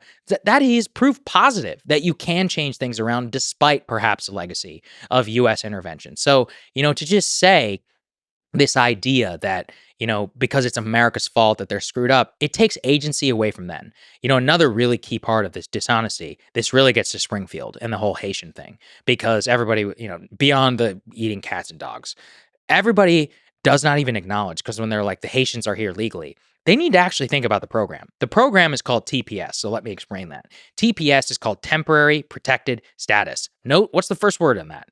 Temporary. What does that mean? TPS was developed under a regime in which, let's say that there was a catastrophic, I think this is a real example. I think there was like a volcano or an earthquake or something, where people were granted TPS to come to the United States. And the idea was they were going to go back after it was safe. They just never went back. There are children born in the United States today who are literally who are adults, who are the descendants of people who are still living in the U.S. under TPS. That's a perfect example of what Vivek says is dishonest. You can't mass de facto legalize people by saying that they're here temporarily because of a program or because of something that happened in their home country, when the reality is that for all intents and purposes, we are acknowledging them as full legal migrants. So, even the term migrant to these Haitians in Springfield makes no sense, because they're supposed to be here under TPS. That's not migrant implies permanency. So the language is all dishonest. And people don't want to tell you about the things I just said about chain migration.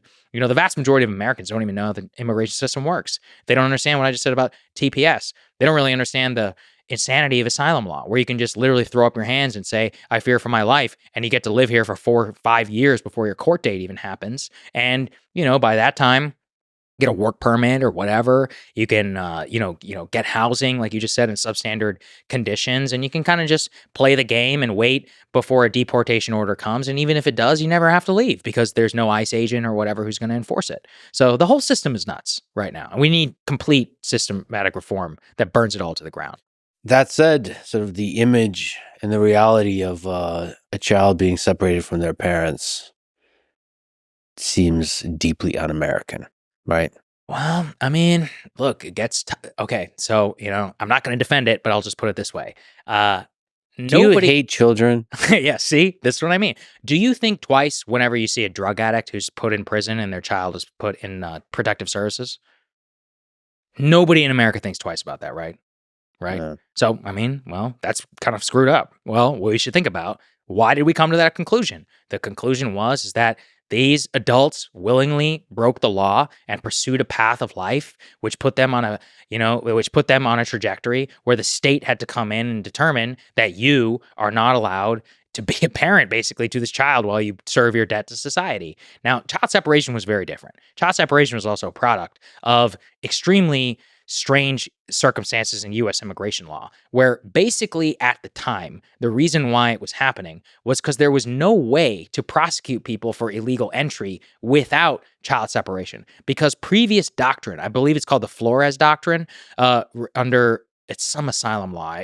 People will have to go check my work on this. But basically, the whole reason this evolved as a legal regime was because people figured out that if you bring a kid with you, because of the so-called Flores Doctrine or whatever, that you couldn't be prosecuted for illegal entry. So it was a de facto way of breaking the law. And in fact, a lot of people were bringing children here who weren't even theirs, they weren't even related to or couldn't even, prove it, were bringing them to get around the prosecution for illegal entry. So I'm not defending child separation. I think it was horrible or whatever. But, if I give you the context, it does seem like a very tricky problem in terms of, do we enforce the law or not? How are we able to do that? And the solution, honestly, is what Donald Trump did, was remain in Mexico and then pursue a complete rewrite of the way that we have U.S. asylum law applied and of asylum adjudication, and really just about enforcing our actual laws. So when I try to explain to people, is the immigration system right now is a patchwork of this deeply dishonest, such a great word, deeply dishonest system in which you use the system and set it up in such ways that illegal immigration is actually one of the easiest things to do to accomplish immigration to the United States. That is wrong. My parents had to apply. It wasn't easy. Do you know in India there's a temple called the Visa Temple where you walk 108 times around it, which is like a lucky number? And if you do it when you're applying for a visa to the United States, all right? It costs a lot of money and it's hard. People get rejected all the time. There's billions of people across the world who would love to be able to come here. And many of them want to do so legally, and they should have to go through a process. The current way it works is it's easier to get here illegally than it is legally. I think that's fundamentally right. It's also unfair to people like us, whose parents did come here legally. Can you steel me on the case against mass deportation? What are the strongest arguments? The strongest argument would be that these people contribute to society, that these people, many of whom, millions of here, have been here for many years, who have children, natural-born citizens because of birthright citizenship. It would require something that's fundamentally inhumane and un-American, as you said, the idea of separating families, across different borders simply because of what is, quote-unquote, like small decision of coming here illegally. And the best case, beyond any of this moral stuff, for no mass deportation is it's good for business. Illegal immigration is great for big business. It is great for big agriculture. So if you want the lowest prices of all time, then yeah, mass deportation is a terrible idea. But first of all, very convincing. and second of all, Yeah. You can't just do mass deportation without also fixing the immigration system, right? Yes, exactly. And there are several pieces of legislation. HR 2, that's something that the Republicans have really coalesced around. It's a border bill. I encourage people to go read it and see some of the different fixes to the U.S. immigration system. I'm curious whether it'll actually pass or not. Remember, there's a very slim majority of the House of Representatives for Republicans this time around, and people vote for a lot of things when they're not in power, but when it's actually about to become the law, We'll see. There's a lot of swing state people out there who may think twice before casting that vote. So I'm definitely curious to see how that one plays out. The other thing is that, like I just said, the biggest beneficiary of illegal immigration is big business. So if you think they're going to take this one lying down, absolutely not. They will fight for everything that they have to keep their pool of cheap labor because it's great for them. I think JD said a story, I think he was on Rogan, about how he talked to a hotelier chain guy, and he was like, yeah, it's just terrible. It's like they would take away our whole workforce. And he was like, do you hear yourself? In terms of what you're bragging about, but that's real. That's a real thing. And that, Tyson's Foods and all these other people, like, that's another really sad part is what I mean by second class citizenship is this presumption, first of all, that Americans think it's too disgusting to process meat or to work in a field. I think anybody will do anything for the right wage, first of all. But second is, the conditions in a lot of those facilities are horrible and they're covered up for a reason, not only in terms of the way that businesses, like they actually conduct themselves, but also to cover up their illegal immigrant workforce. So honestly, I think it could make things better for everything.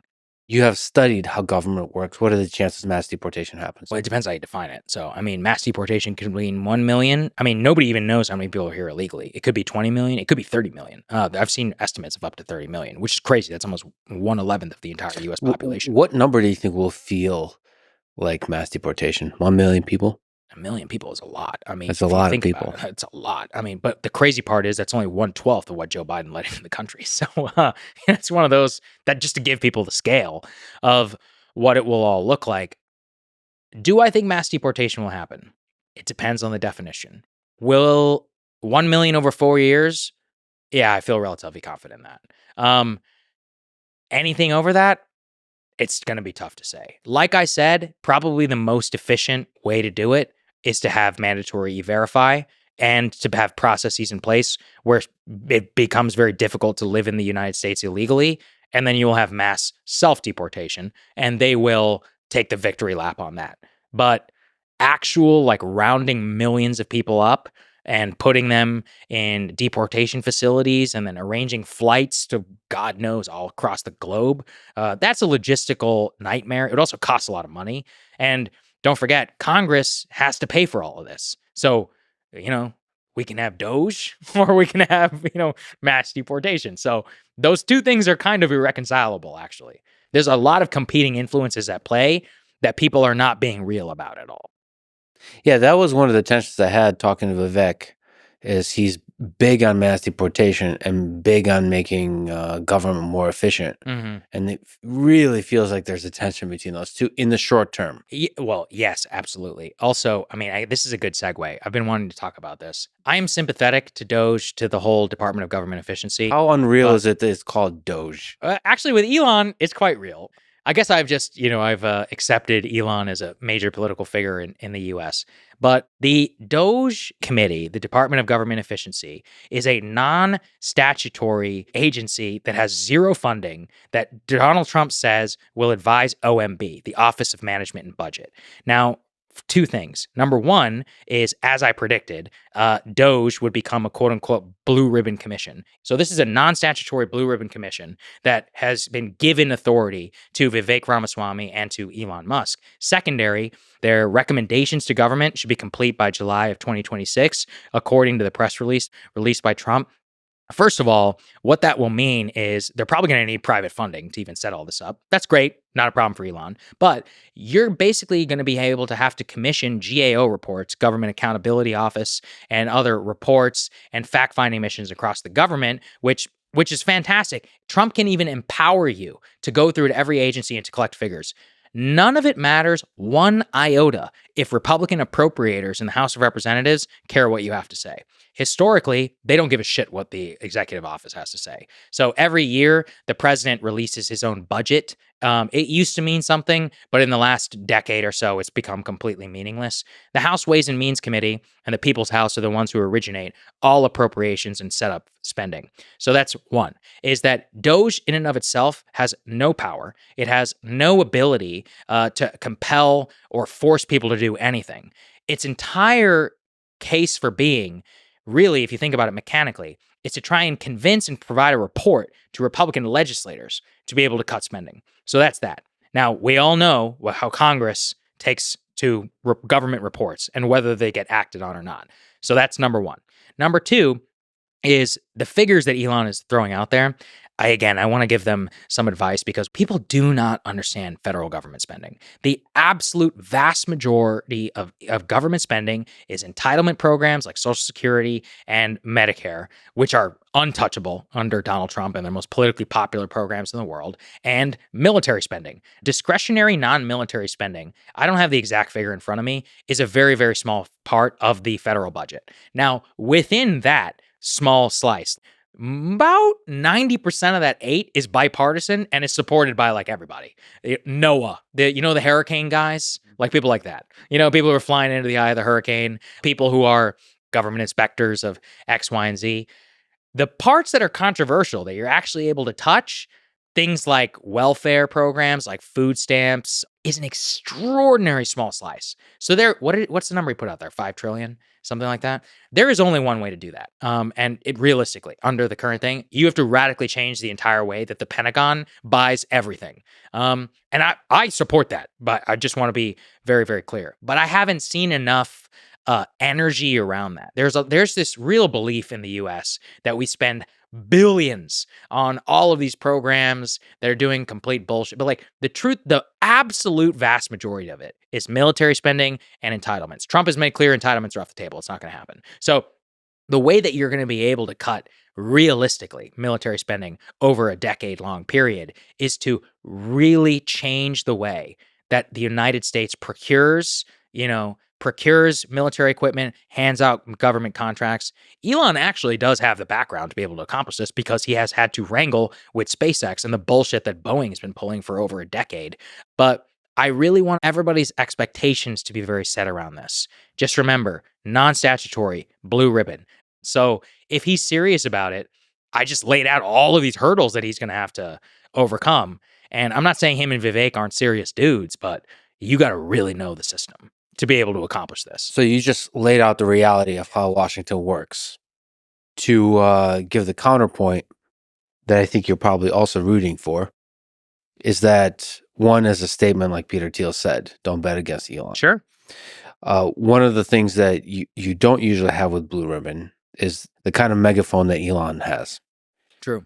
And I would even set the financial aspects aside. Just the influence he has with the megaphone, but also just with other people who are also really influential. Mm-hmm. I think that can have real power when backed by sort of a populist movement. I don't disagree with you, but let me give you a case where this just failed. So Elon endorsed who for Senate Majority Leader? Rick Scott, right? Who got the least amount of votes in the U.S. Senate for GOP leader? Rick Scott. John Thune is the person who got it. Now, the reason I'm bringing that up, one of my favorite books, Master of the Senate, by Robert Caro, part of the LBJ series, the Senate as an institution, it reveres independence. It reveres, the entire theory of the Senate is to cool down the mob that is in the House of Representatives and to deliberate. That's its entire body. They are set up to be immune from public pressure. Now, I'm not saying they can't be pressured, but that example I just gave on Rick Scott is a very important one of he literally endorsed somebody for leader. So did Tucker Carlson. So did a lot of people online. And only 13 senators voted for Rick Scott. The truth is that they don't care. Like they're set up where they're marginally popular in their own home states. They'll be able to win their primaries, and that's all they really need to do to get elected. And they have 6-year terms, not even up for 4 years. So will Elon still be interested in politics 6 years from now? That's a legitimate question for a Republican senator. So maybe he could get the House of Representatives to sign off maybe on some of his things, but there's no guarantee that the Senate is going to agree with any of that. There's a story that Karos tells in the Master of the Senate book, which I love, where Thomas Jefferson was in Paris during the writing of the Constitution, and he asked Washington, he said, why did you put in a Senate, a bicameral legislature? And Washington said, why did you pour your tea into a saucer? And Jefferson goes, to cool it. And Washington says, just so. That's to explain it. He was a man of very few words. He was a brilliant man. Okay, so you actually outlined the most likely thing that's going to happen with DOGE as it hits the wall of Washington. What is the sort of the most successful thing that can be pulled off? The most successful thing they could do is right now, I think they're really obsessed with designing cuts, right? And identifying cuts. I would redesign systems of procurement. I would redesign the way that we have processes in place to dispense taxpayer dollars. Because the truth is that appropriations itself, again, are set by the United States Congress.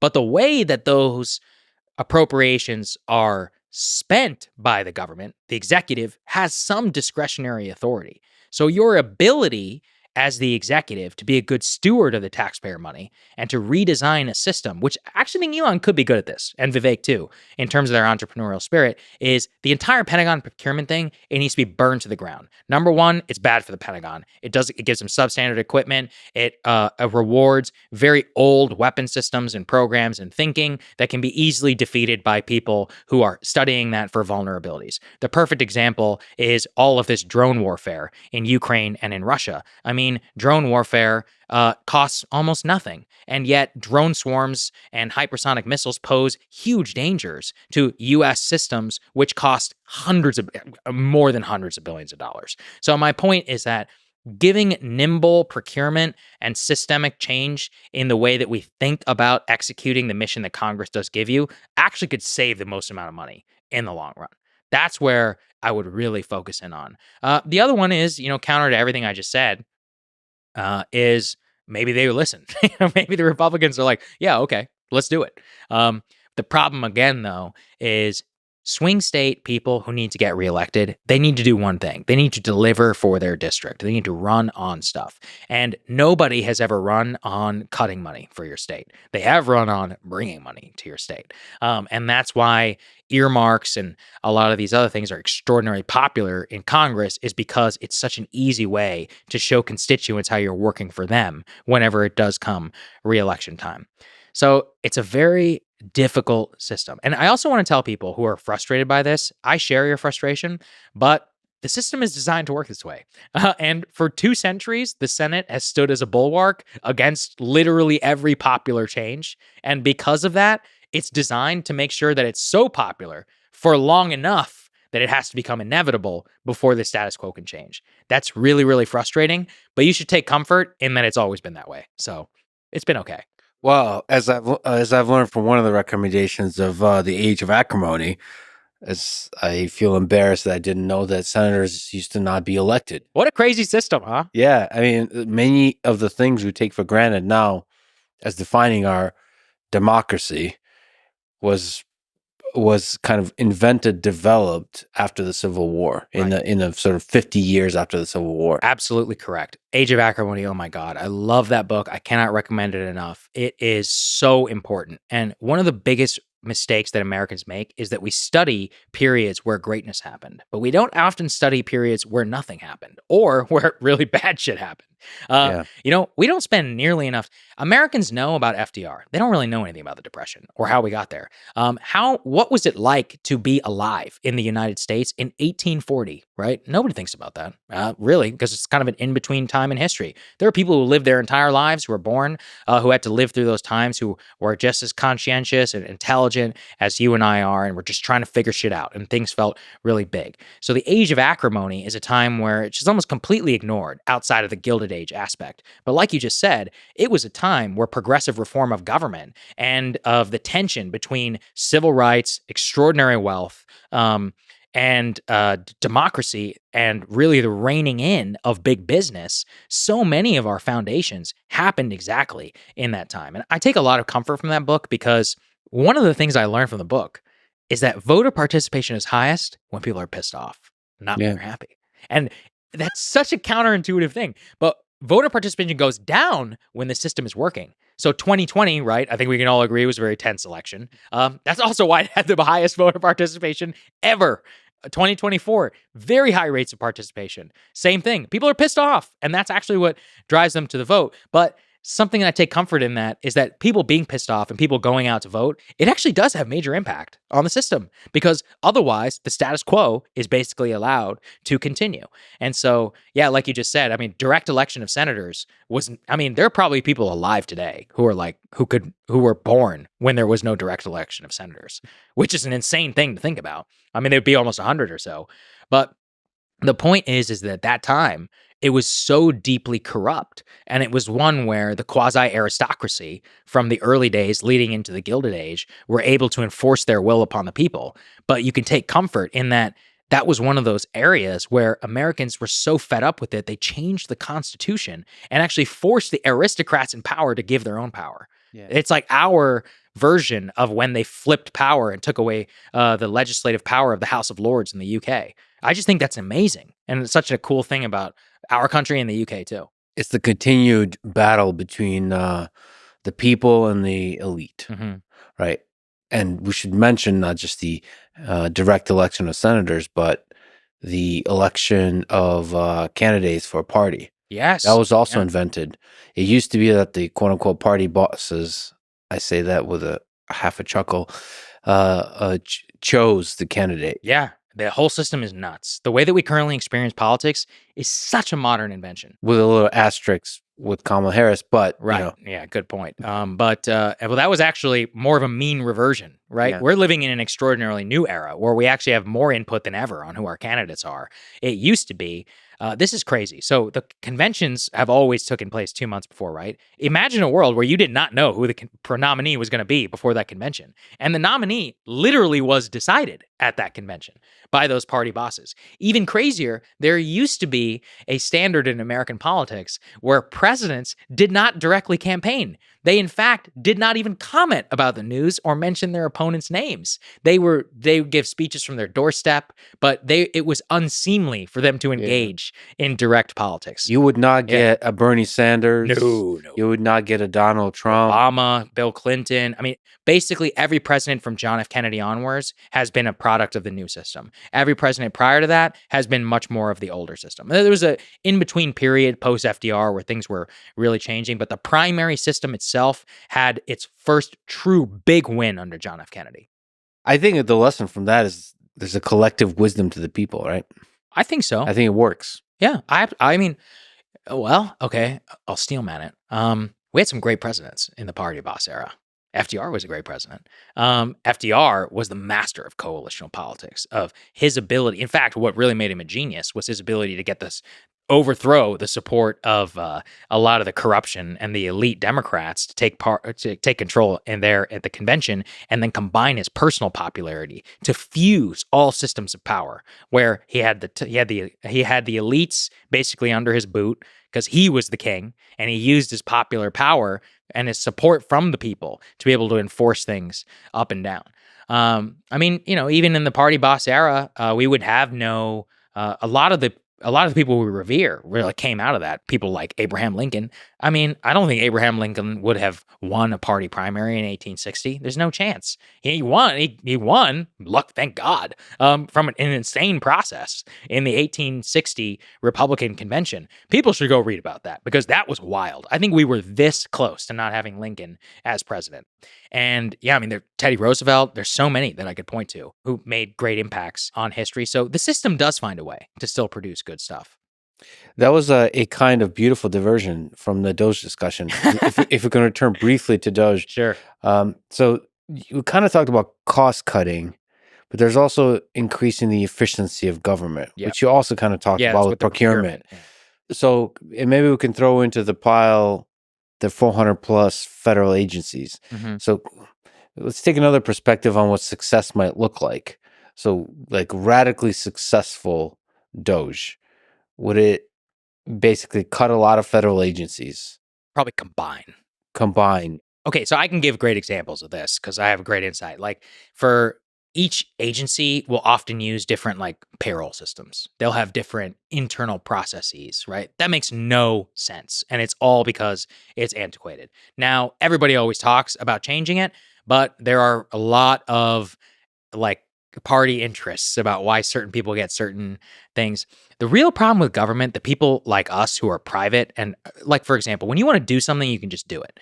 So I was listening to a really interesting analysis about law enforcement and the military.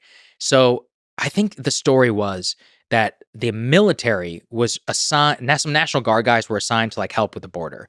And they were trying to provide, I think it was translation services to people at Border Patrol. But somebody had to come down and be like, hey, this has got to stop. According to US Code X, Y, and Z, the United States military cannot help with law enforcement, abilities here. And so even though that makes absolutely no sense because they're all work, there are literal legal statutes in place that prevent you from doing the most efficient thing possible. So for some reason, we have to have a ton of Spanish speakers in Southcom, in the U.S. command that is responsible for South America, who literally cannot help with a crisis at the border. Now, maybe you can find some legal chicanery to make that work, but man, you got to have an attorney general who knows what he's doing. You need a White House counsel. You need to make sure that shit stands up in a court of law. I mean, it's not so simple. Whereas, let's say, you have a software right here and you want to get a new software, you can just do it. You can hire whoever you want. When you're the government, there's a whole process you got to go through about bidding, and it just takes forever, and it is so inefficient. But unfortunately, the inefficiency is really derivative of a lot of legal statutes. And that is something that, yeah, again, actually, radically successful DOGE, quote unquote, would be study the law and then change it. Like instead of cost cutting, like cut this program or whatever, like I just said about why do different systems use payroll, just say that you can change the statute under which new software can be updated, let's say after 90 days. I've heard stories of people who work for the government who still have like IBM mainframe that they're still in 2024 that they're still working because those systems have never been updated. There's also a big problem with a lot of this clearance stuff. That's where a lot of inefficiency happens because a lot of contractors can only work based upon previous clearance that they already got. Achieving a clearance is very expensive. It's a very lengthy process. I'm not saying it shouldn't be talking about security clearance, but it does naturally, create a very small pool that you can draw some contracts from. And I even mean stuff like the janitor at the Pentagon needs a security service, right? So clearance. So there's only like 5 people who or can even apply for that contract. Well, naturally, in an internal monopoly like that, he's going to jack his price up because he literally has a moat around his product. Whereas if you or I are hiring a anybody for anything, that type of credentialism and legal regime, it doesn't matter at all. So there are a million problems like this that people in government run into. And that is what I would see as the most successful. Paperwork slows everything down, and it feels impossible to break through that in a sort of incremental way. It's so hard. It feels like the only way to do it is to literally shut down agencies in some kind of radical way and then build up from scratch. Of course, as you highlight, that's going to be opposed by a lot of people within government. Yeah. Well, historically, there's only one way to do it, and it's a really bad answer. War. Yeah. So I was going to say, basically, you have the kind of consensus where, okay, all this stupid bureaucratic bullshit we've been doing, we need to put that shit aside, get the fuck out of here. We need to win a war. So all the paperwork, all the lawyers go leave. Please. yeah, exactly. No, but I want people to really understand that, up until 1865 or 1860, I forget the exact year, we didn't even have national currency. And then we were like, well, we need a greenback. And prior to that, people would freak out if we were talking about having national currency, greenback, backed by the U.S. government and all of that. Not even a question. Passed in 2 weeks in the U.S. Congress. An income tax eventually went away, but not even in the realm of possibility. And they decided to pass it. Same thing after World War I. And you think about how World War II, World War II just fundamentally changed the entire way the United States government works. Even the DHS, which I mentioned earlier, the Department of Homeland Security, it didn't even exist prior to 9/11. It was done as response to 9/11 to coalesce all of those agencies under one branch to make sure that nothing like that could ever happen again. And so historically, unfortunately, absolute shit show disaster war is the only thing that moves and throws the paperwork off the table. And I wish I wasn't such a downer, but I've read too much and I've had enough experience now in Washington to just see how these dreams get crushed instantly. And I wish it wasn't that way. I mean, it's a cool idea, and I want people who are inspired, who are getting into politics, to think that they can do something. But I want them to be realistic too, and I want them to know what they're signing up for whenever they do something like that, and the titanic amount of work it is going to take for you to be able to accomplish something. Yeah, but I've also heard a lot of people in Silicon Valley laughing when Elon rolled in and fired 90% of Twitter. Here's this guy, Elon Musk, that You are absolutely correct. knows nothing about running a social media company. Mm-hmm. Of course, you need all these servers. Of course, you need all these employees. Right. And nevertheless, the service keeps running. He figured it out, and you have to give him eternal credit for that. I guess the difference is there was no law that he could fire him. There was no like at the end of the day, he owned the company. He had total discretion of his ability to move. So I'm not even saying his ideas are bad. I'm saying that the ability that what makes him such an incredible visionary entrepreneur. It's movement, it's deference at times to the right people, but also the knowledge of every individual piece of the machine and his ability to come in and to execute his full vision at any time and override any of the managers. So I talked previously about the professional managerial class and the managerial revolution. Elon is one of the few people who's ever built a multi-billion-dollar company who has not actually fallen victim to the managerial revolution and against entrepreneurship and innovation that happens there. There are very few people who can do it. Elon, Steve Jobs, but what do we learn is that unfortunately after Steve died, Apple basically did succumb to the managerial revolution and has become like the product. They make all their money by printing services and making it impossible to leave this ecosystem, as opposed to building the most cool product ever. As much as I love my Vision Pro, don't get me wrong. I think you just admitted that you're part of a cult. I know, I literally am. Yeah. I am. I fully admit it. Yeah. Yeah. I miss Steve. The grass is green on the other side. Come join us. Okay. Whether it's Elon or somebody else, what gives you hope about something like a radical transformation of government towards efficiency, towards being more slim? What gives you hope that will be possible? Well, I wouldn't put it that way. I don't think slimness in and of itself is a good thing.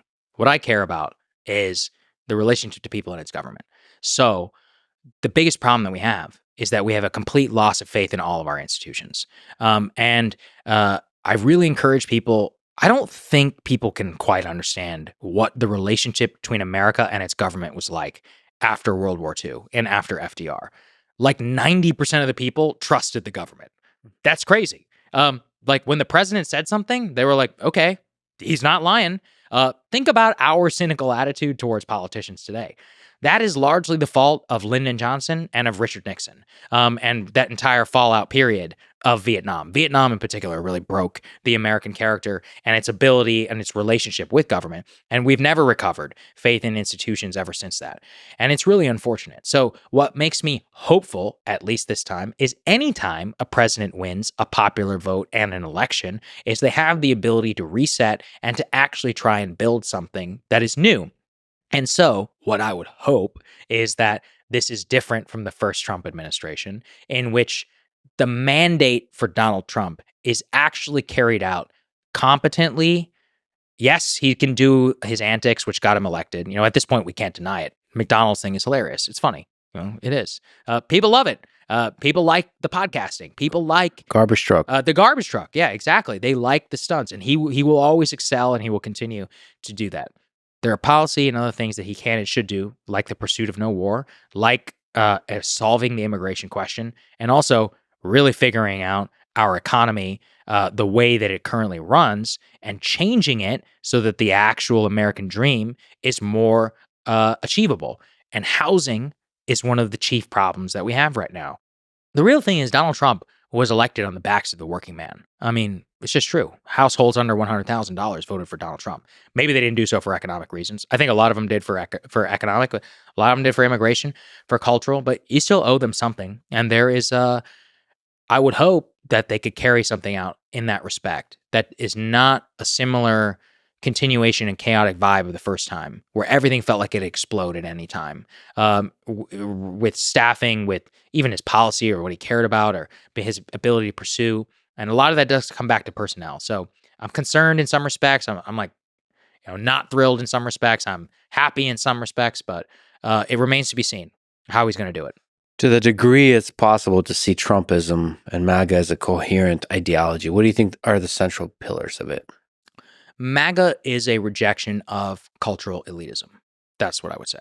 Cultural elitism, though, has many different categories. Immigration is one, right? Is that cultural elitism and cultural liberalism has a fundamental belief that immigration in and of itself is a natural good at any and all levels, that all immigrants are like replacement level, that there is no difference between them. Cultural elitism in a foreign policy context comes back to a lot of that human rights democracy stuff that I was talking about earlier, which divorces American values from American interests and says that actually American values are American interests. Cultural elitism and liberalism leads to the worship of the post-civil rights era bureaucracy that I talked about from those two books of DEI, of quote unquote woke, and of progressive social ideology. So I would put all those together as ultimately what MAGA is. It is a screw you. I once drove past, it was in rural Nevada, and I was driving, and I drove past the biggest sign I've ever seen, political sign to this day. And it was in 2020, and just said, Trump, fuck your feelings. And I still believe that is the most coherent MAGA thing I've ever seen, because everyone's always like, how can a neocon and Tulsi Gabbard and RFK and all these other people, how can they all exist under the same umbrella? And I'm like, it's very simple. All of them have rejected the cultural elite in their own way, certainly, but they've arrived at the same place. It's an umbrella. And it's an umbrella fundamentally, which has nothing to do with the status quo and with the, currently established cultural elite. That doesn't mean they're not elite and they're not rich in their own regards. That doesn't mean they don't disagree, but that's the one thing that unites the entire party. And so that's the way I would put it. Anti-cultural elite, is that synonymous with anti-establishment? So basic distrust of all institutions? Is elitism connected to institutions? Yes, absolutely, because elites are the ones who runs our institutions. That said, anti-establishment is really not the right word, because there are a lot of left-wingers who are anti-establishment, right? They are against that, but they're not anti-cultural leftism. And that's the key distinction between MAGA and like left populism. Left populism basically does agree. They agree with like basic conceits, like racism is one of the biggest problems facing America. They're like, one of the ways that we would fix that is through class-oriented economic programs in order to address that. But we believe in, I don't know, like reparations as a concept. It's just more about how we arrive there. Whereas in MAGA, we would say, no, we actually don't think that at all. We think we've evolved past that. And we think that the best way to fix it is actually similar policy prescription, but the mindset matters a lot. So the real distinction between MAGA and like left populism really is on culture. Trans in particular, orientation about actually immigration may be the biggest one. Because if you look at the history of Bernie Sanders, Bernie Sanders was a person who railed against open borders and against mass migration for years. There are famous interviews of him on YouTube with Lou Dobbs, who's one of the most hardcore immigration guys, and they agree with each other. And Lou is like, Bernie's one of the only guys out there. Bernie, at the end of the day, he had to succumb to the cultural left and its changing attitudes on mass immigration. There's some famous clips from 2015 in a Vox interview that he gave where he started talking about how the open borders is a Koch brothers libertarian concept, right? Because Bernie is basically of a European welfare state tradition. European welfare states are very simply understood. We have high taxes, high services, low rates of immigration. Because we have high taxes and high services, we have a limited pool of people who can experience and take those services. He used to understand that. He changed a lot of his attitude. Bernie also, I will say, look, he's a courageous man and a courageous politician. As late as 2017, he actually endorsed a pro-life candidate because he said that pro-life candidate was, pro-worker. And he's like, at the end of the day, I care about pro-worker policy.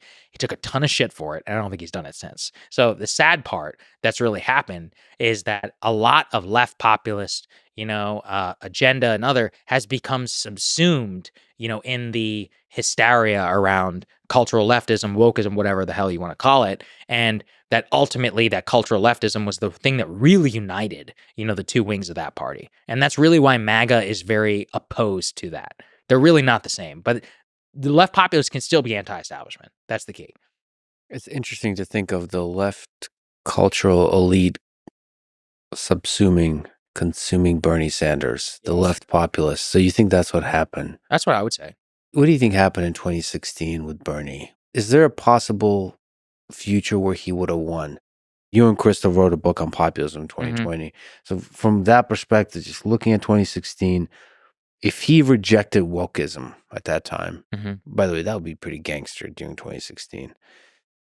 Would he have, because I think Hillary went towards the left more, right? Am I remembering that correctly? It was a very weird time. So, yes and no. It wasn't full on BLM mania like it was in 2020, but the signs were all there. So the Great Awakening was in 2014. I know it's a ridiculous term. I'm I sorry. love it. Please keep saying But it. so, There's well, a ring just to to give it. the origin, the Great Awakening is about the great religious revival in the United States. So people had, because wokeism is a religion, that's a common refrain. They were like, the Great Awakening is a really good term. So Thank you for explaining the joke. Yep. yeah. So the Great Awakening is basically when racial attitudes amongst college-educated whites basically flipped on its head. There are a variety of reasons why this happened. I really believe that Ta-Nehisi Coates' case for reparations in the Atlantic is one of those. It radicalized an entire generation of basically like white college-educated women to think completely differently on race. It was during Ferguson, and then it also happened immediately after the Trayvon Martin case. Those two things really set the stage for the eventual BLM takeover of 2020, but fundamentally what they did is they changed racial attitudes amongst college-educated elites to really think in a race-first construct. And worse is that they were rejected in 2016 at the ballot box by the election of Donald Trump, and in response, they ramped it up because they believed that that was the framework to view the world, that people voted for Trump because he was racist and not for a variety of other reasons that they eventually did. And so the point around this on question of whether Bernie could have won in 2016, I don't know. Crystal seems to think so. I'm skeptical. I'm skeptical for a variety of reasons. I think the culture is honestly one of them. One of Trump's core issues in 2016 was immigration, and Bernie and him did not agree on immigration. And if immigration, even if people did, support Bernie Sanders and his vision for working class people, like the debates and the understanding about what it would look like a healthcare system, which literally would pay for illegal immigrants, I think he would have gotten killed on that. But I could be wrong. I will never know. What that looked like. Let me reference you from earlier in the conversation with FDR. It's not the policy. I think if he went more anti-establishment and more populist, as opposed to trying to be friendly with the DNC. Yeah, I mean, that's a good counterfactual. Nobody will really know. Look, I have a lot of love for the Bernie 2016 campaign. He has a great ad from 2016 called America. You should watch it. It's a great ad. That's another very interesting thing. It's unapologetically patriotic, and that is not something that you see in a lot of left-wing circles these days. So he understood politics at a base level that a lot of people did not. But Bernie himself and then a lot of the Bernie movement was basically crushed by the elite Democratic Party for a variety of reasons. They hated them. They attacked Joe Rogan for even having him on and for giving him a platform. That was ridiculous. Obviously, it backfired in their face, which is really funny. But there are a lot of a million examples like that, when they attacked Bernie for endorsing a pro-life politician, he never did it again. They attacked Bernie for having Bernie bros, people online, the bros who were super bro Bernie, and it was his fault. His supporters would say nasty things about Elizabeth Warren, and he would defenstrate himself and be like, yes, I'm sorry, please, my bros, stop that. I think his biggest problem is he never went full Trump. He didn't go... he kept saying sorry. Yeah, I agree. I totally agree. And actually, in 2020, I did a ton of analysis on this at the time. He would always do stuff like, Joe Biden, my friend. And it's like, right. No, he's not your friend. He stands for everything that you disagree with. Yeah. Everything. He'd be like, yeah, he's a nice guy, but he's not my friend. But he would always be like, Joe and I are great friends, but, we have a small disagreement on this. But, like you just said, in terms of going full Trump, they wanted to see Trump up there humiliating all of the GOP politicians that they didn't trust anymore. That's what people really wanted. But The other side of this is that the Democratic base in 2020 was very different than 2016 because by 2020, they full on had TDS and they were basically like, we need to defeat Trump at all costs. We don't give a shit what your name is. Bernie, Biden, whatever. Whichever of you is going to best defeat Trump, you get the nom. 2016 is different because they didn't full on have that like love and necessity of winning. By the way, this is a strategic advantage that the Democrats have. Democrats just care about winning. The current base of the party, all they want to do is win. Republican base, they don't give a shit about winning. They just love Trump. So it's nice to win, but one of those where they will express their id for what they really want. Now, it's worked out for them because it turns out that's a very palpable political force. But one of the reasons why, you won't see me up here doing James Carville 40 more years is there's a law of something called thermostatic public opinion where, the thermostat, it changes a lot.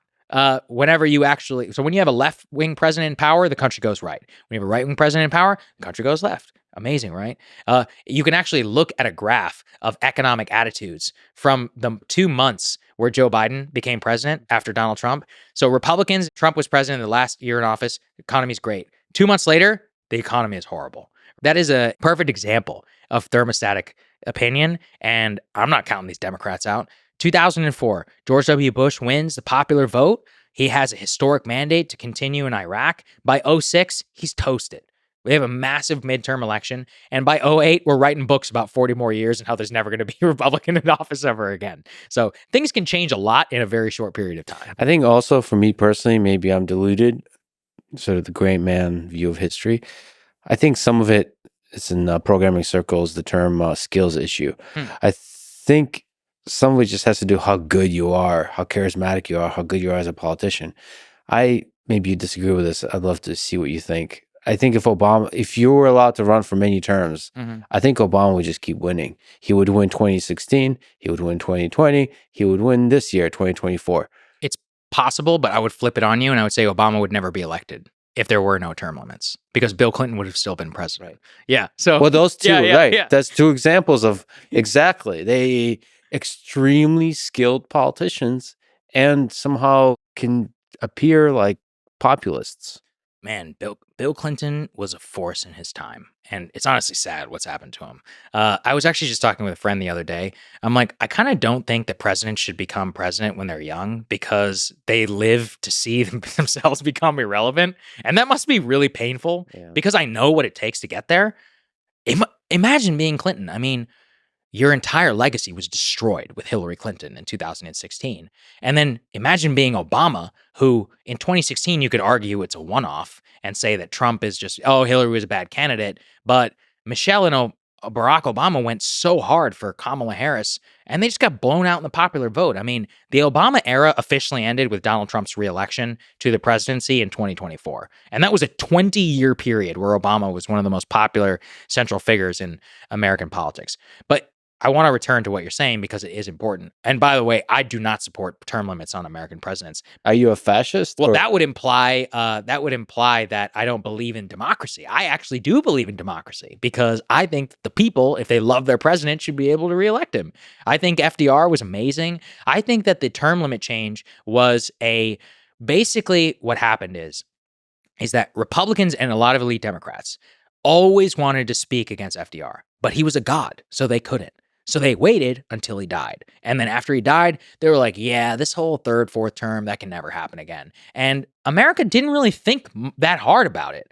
They were like, yeah, okay, whatever. But I mean, it had immense consequences for American history. Clinton is the perfect example. I mean, Bill Clinton left office, even despite the Lewinsky bullshit. He had a 60% approval rating. Okay? No way George W. Bush gets elected. Impossible. Clinton would have blown his ass out. And imagine the consequences of that.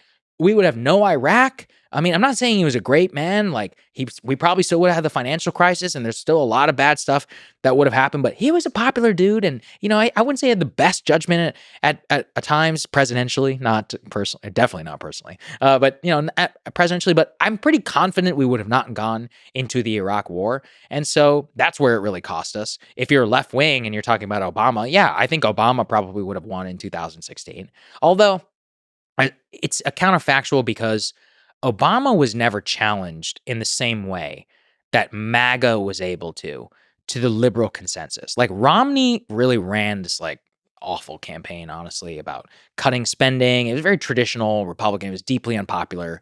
The autopsy of that election was we actually need to be more pro-immigration. That literally was the autopsy. But Trump understood the assignment.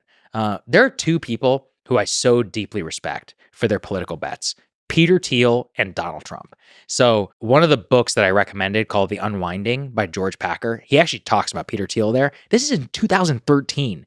And Thiel talks about, he was like, whoever runs for office next, they don't need to run on an optimistic message. They need to run on a message that everything is fucked up and that we need to fix. And if you think about, that's why Thiel's endorsement of Trump with the American carnage message is, it was shocking, right, at the time.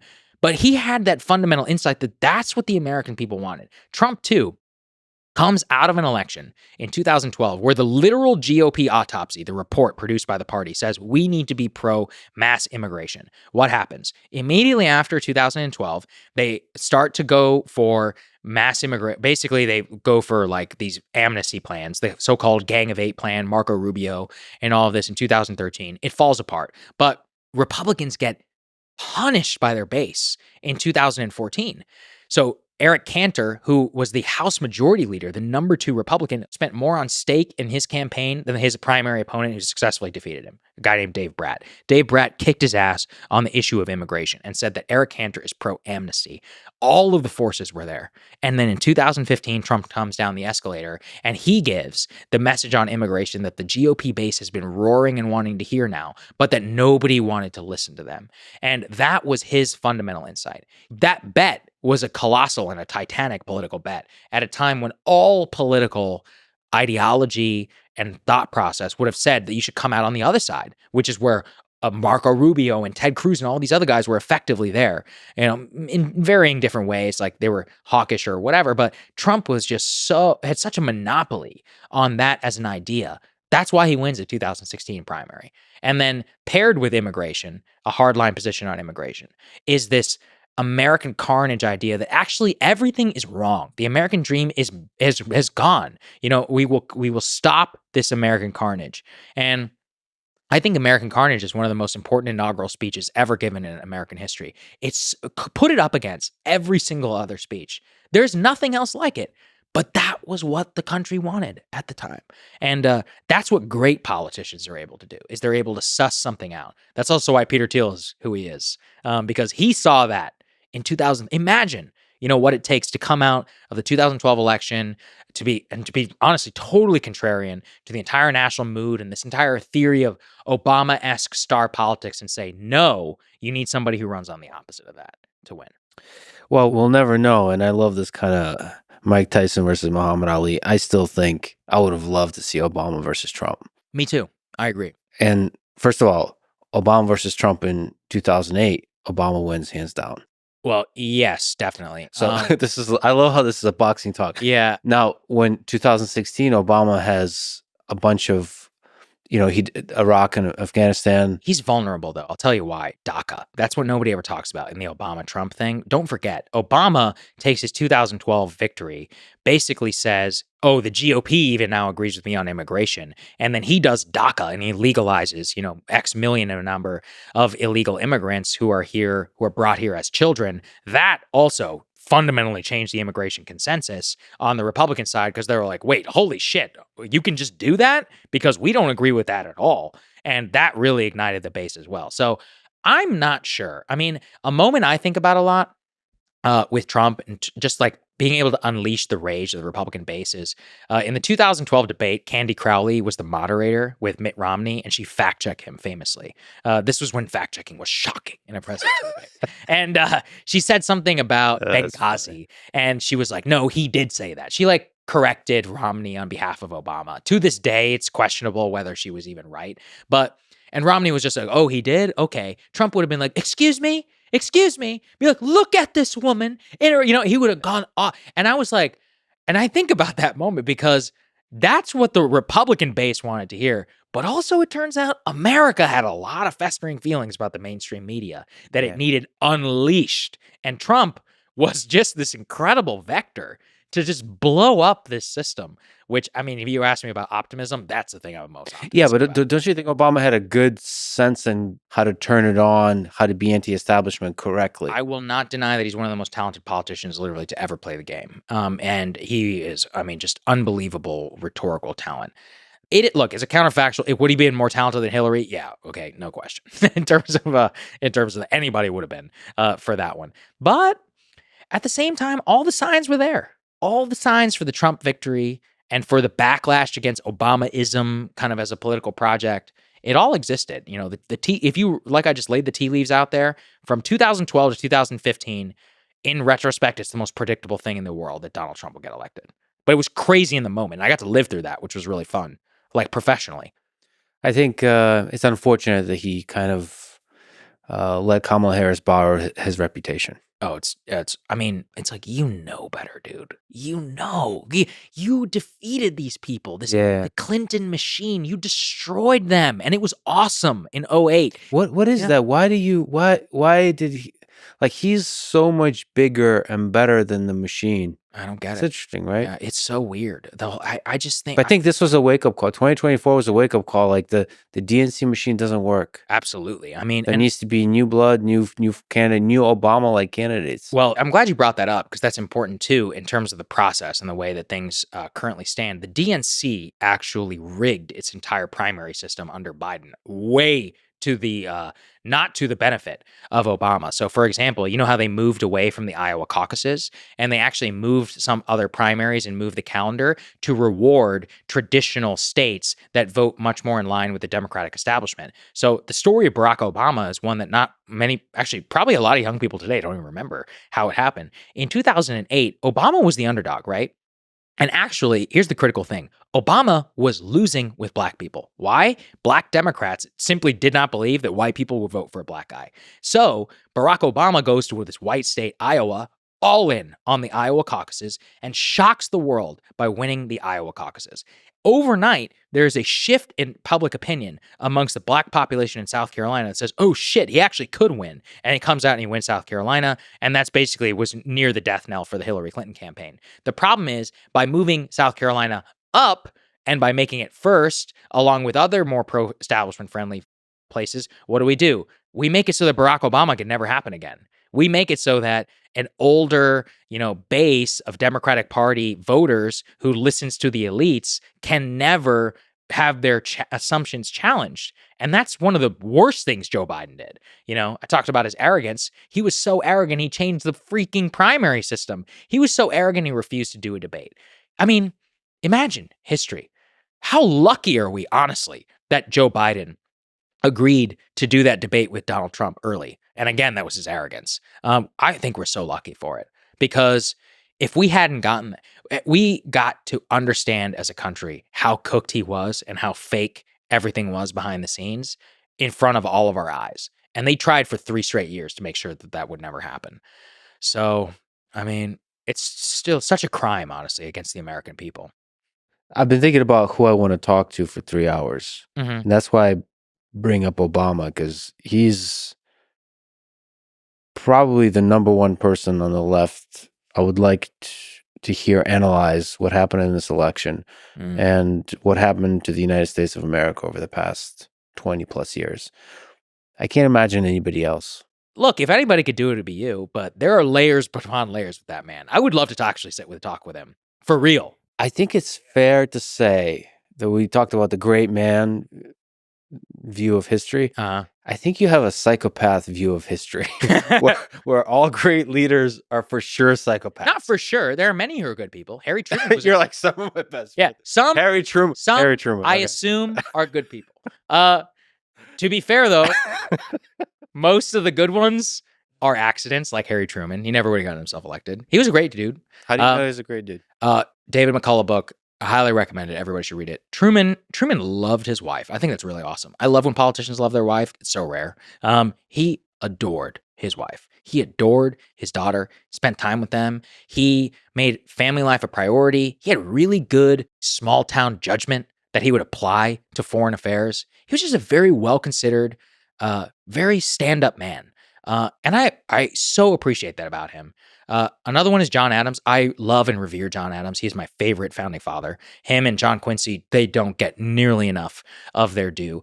They were some of the most intelligent, well-considered. They were family men. The love, the relationship between John and Abigail Adams is literally legendary. And I think it's amazing, especially in the context of the 1700s, the way that he would take her counsel and into conversations and her own ability. And she would sit there and go toe-to-toe as much with Thomas Jefferson. There are some who are great, who are really, really good presidents, who have good judgment and who are really good people and really think deeply about the world and have really cool personal lives. But there's also the vast majority of them, especially in the modern era, and where the price of the presidency extracts everything that you have. You have to be willing to give everything.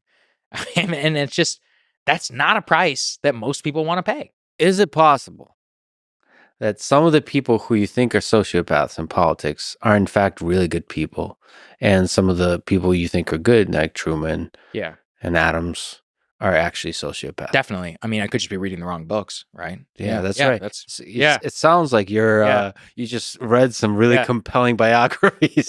Well, to be fair, I don't base this on one book. I read a lot of them. And I'll get for example, I've read books about LBJ. You wouldn't know any of his foibles. But then you find out that they're written by his friend, or, it was written by, and then you read the truth. I really worry about this kind of general, especially now the sense of the anti-establishment sense that every politician must be a sociopath. Mm-hmm. Now, the reason I worry about that is it feels true. Yeah. So it's, you can fall into this, bubble of beliefs where every politician is a sociopath, and because of that, it can be a self-reinforcing mechanism. I understand what you're saying. I agree, by the way. We do need to dramatically change it, but the problem is that people vote with their eyeballs and with their interests, and people like to dissect people's personal lives. And one of the reasons why you were probably more likely in the pre-modern era to get a quote-unquote good people is they were not subject to the level of scrutiny and to the insanity of the process that you are currently. Like I just said about you, I mean, theoretically, you could run for president and you would just get your nomination at the convention. It's only 2 months to election day. That's not so bad. But you run for president today, you got your ass on the road for 2 years, and then 2 years before that. And then you have to run the damn government. So the price is so extraordinarily high. I also think that, oh God, and just Washington as a system, it will burn you. It will extract absolutely everything that you can give it. And at the end of the day, everyone always talks about this. It's hilarious. How Trump is the only president not to age in office. I actually think it's crazy. Like when you look at the photos of how he actually looks better today than he did whenever he went into the office, that's amazing. And it actually says a lot about how his mind works. I think Trump is pure id. Like I think and having observed him a little bit and, both at the White House and having interviewed him, it's pure, just like it's calculating, but it's also pure id, which is very interesting. The ones who are the thinkers, guys like Obama and others who are really in their heads, it's a nightmare. It's a nightmare. Apparently Obama would only sleep 4 hours a night, Yeah, add like some empathy on top of that, and it's going to destroy you. It will kill you, man. All right, speaking about the dirty game of politics, several different people, told me that of everyone they have ever met in politics, Nancy Pelosi is the best at attaining and wielding political power. Is there any truth to that? In the modern era? Yeah, I think that's fair. In the last 25 years, definitely. Let's think about it. Number one is longevity. So she's had the ability to control the caucus for a long period of time. So that's impressive because, as I just laid out with Clinton, Obama, these figures come and they go. But over a 25 almost year period, you've been at the very top in the center of American politics. The other case I would be is that in this modern era has been defined by access to money. She's one of the greatest fundraisers in Democratic Party history. And again, consistently, Obama, Kamala, all those people come and go, but she's always had a very central understanding of the ability to fundraise, to cultivate good relationships with Democratic Party elites all across the country, use that money and dole it out to her caucus. She's also was really good at making sure that legislation that came to the floor actually had the votes to do so. She ran an extremely well-ordered process in the House of Representatives, one in which you were able to reconcile like problems within her office. It didn't usually go public, and then it would make it to the floor and it would pass, so that there would be no general like media frenzy and Democrats in disarray or any of that. Put that on display with the Republicans, and we've had multiple speakers all resign or get fired in a 16-year period. That's pretty remarkable. Basically, ever since John Boehner decided to leave in, 2012? I forget the exact year. My point is that if you compare her record to the longevity on the Republican side, it is astounding. The other interesting thing is that she also has pulled off one of the real tests of political power is, can you rule even when you don't have the title anymore? So she gave up the leader position to Hakeem Jeffries, but everybody knows she pulled Joe Biden out of the race. That's pretty interesting, right? So she's technically just a backbencher, nobody member of Congress, but we all know that's bullshit. So that's actually a very important case of political power is, can you rule without the title? And if you can, then you truly are powerful. So I would make a good case for her. Yeah, she's done a lot of remarkable stuff for her party. I will say they played Trump like a fiddle, man. Last time around, they were able to. I mean, they really got him. One of the craziest elements that I covered was during the Trump basically threatened to shut down the government, and actually did shut down the government for a period of time over a dispute over border wall funding. And Pelosi and Schumer, despite like genuine mass hysteria in the Democratic Party, with even some people who were willing to try and to strike a deal, never wavered and actually basically won and forced Trump to back down. Not a lot of MAGA people want to admit it, but that was honestly really embarrassing for the Trump administration at the time. And yeah, I mean, the amount of discipline that it took for her and for Chuck to a lesser extent, but for the two of them to pull that off, it was honestly impressive that they were able to do that, even when the president has so much political power and it literally shut down the government over it. Speaking of fundraising, Kamala raised $1 billion. Insane. But I guess the conclusion is she spent it poorly. How would you spend it? I don't think money matters that much. I think Donald Trump has proven to us twice that you can win an underdog campaign through earned media. And I don't think that paid advertisement moves the needle that much. Now, don't notice, I didn't say it does matter. But am I buying $425,000 a day spots on the Vegas sphere? No, we're not doing that. Are we building? Okay, as people who do this for a living, how do you even spend $100,000 to build a set for one interview? This is the call her daddy? Call her daddy thing. Okay. How's that possible? So think about the dollar per hour cost. That's like running a jet airplane in terms of what they did. You know what I want to Harris know thing. behind the scenes? Yeah. Haven't got, and I'm not good with this. I get really frustrated and I shouldn't.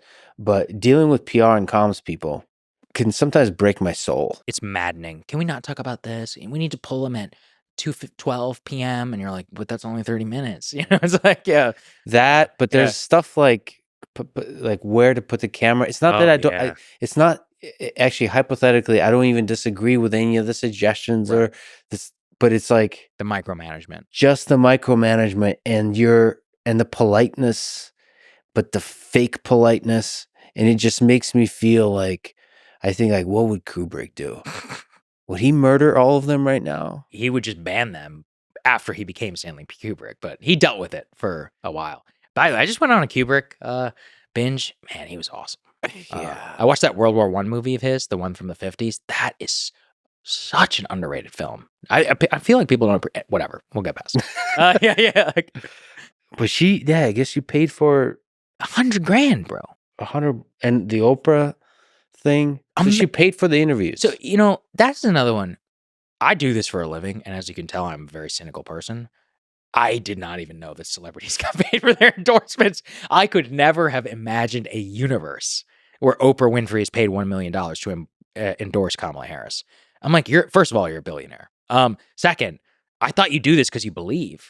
No, I think to be fair, I think the million just helps do the thing you would like to do. It's like it's a nudge, because I don't think any celebrity would endorse. Yeah, they're not doing it because of the money, but you should just do it for free. I can't even believe that you're doing this for money. I mean, and the fact, what was it, Alanis Morissette? You know how they had to cut her because they didn't have the funds to pay her? I'm like, first of all, if you believe, you should just play for free. But second, again, as a person who is deeply cynical, still am genuinely shook that we are paying celebrities for their endorsements. Yeah, it's really fucked up. That's insane.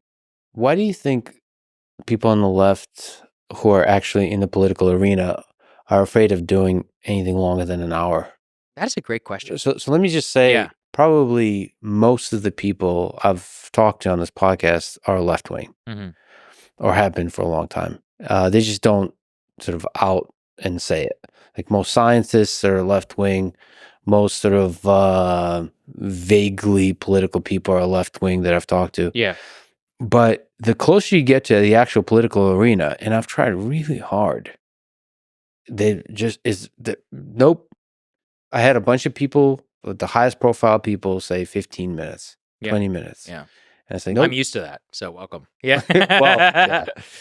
I just can't, like, I can't imagine a conversation with Kamala or with Joe Biden or AOC Obama that's of any quality at all, of any that shows any kind of humanity of the person, the genius of the person, the interesting nuance of the person in like 30 minutes. Like I don't know, maybe there's people that are extremely skilled that can do that. You just can't. You should be optimistic because a huge narrative out of this election is that the Democrats massively fucked up by not coming on this show or on Rogan's show. So I actually, fundamentally, number one, that's going to change dramatically. So be optimistic and keep pushing. But two is, this is a good segue actually, is I've been thinking a lot about, I know a lot of people who listen to this show who are in tech and may have some influence on the admin. So this is kind of, this is something I want people to take really seriously. Is I was a White House correspondent for the Daily Caller. It's a conservative outlet in Washington during the Trump years. And the most important thing I learned from that was that under the White House Correspondents Association, the way that the media cartel has everything set up for access for press to the president is fundamentally broken, anti-American, and bad for actual democracy. So let me lay this out at a very mechanical level because nobody knows this. And I was a former White House Correspondents Association member, so anybody who says I'm full of shit, I was there. For example, number one, all the seats in the briefing room. Those seats are assigned by the White House Correspondents Association, not by the White House itself. The White House Correspondents Association requires you to apply for a seat, right? That adjudication process can take literally years for bylaws, elections, and all these things to do. This means that they can slow roll the entrance of new media, online outlets who are allowed into the room. The reason it really matters not having a seat is if you don't have a seat, you have to get there early and stand in the wings like I used to and raise your hand like this and just hope and pray that the press secretary can see. It's extremely inconvenient. I'm talking, I have to get there hours early at a chance during a 15-minute briefing. So one of the things is that Trump has is he owes a huge part of his election to coming on podcasts and to new media.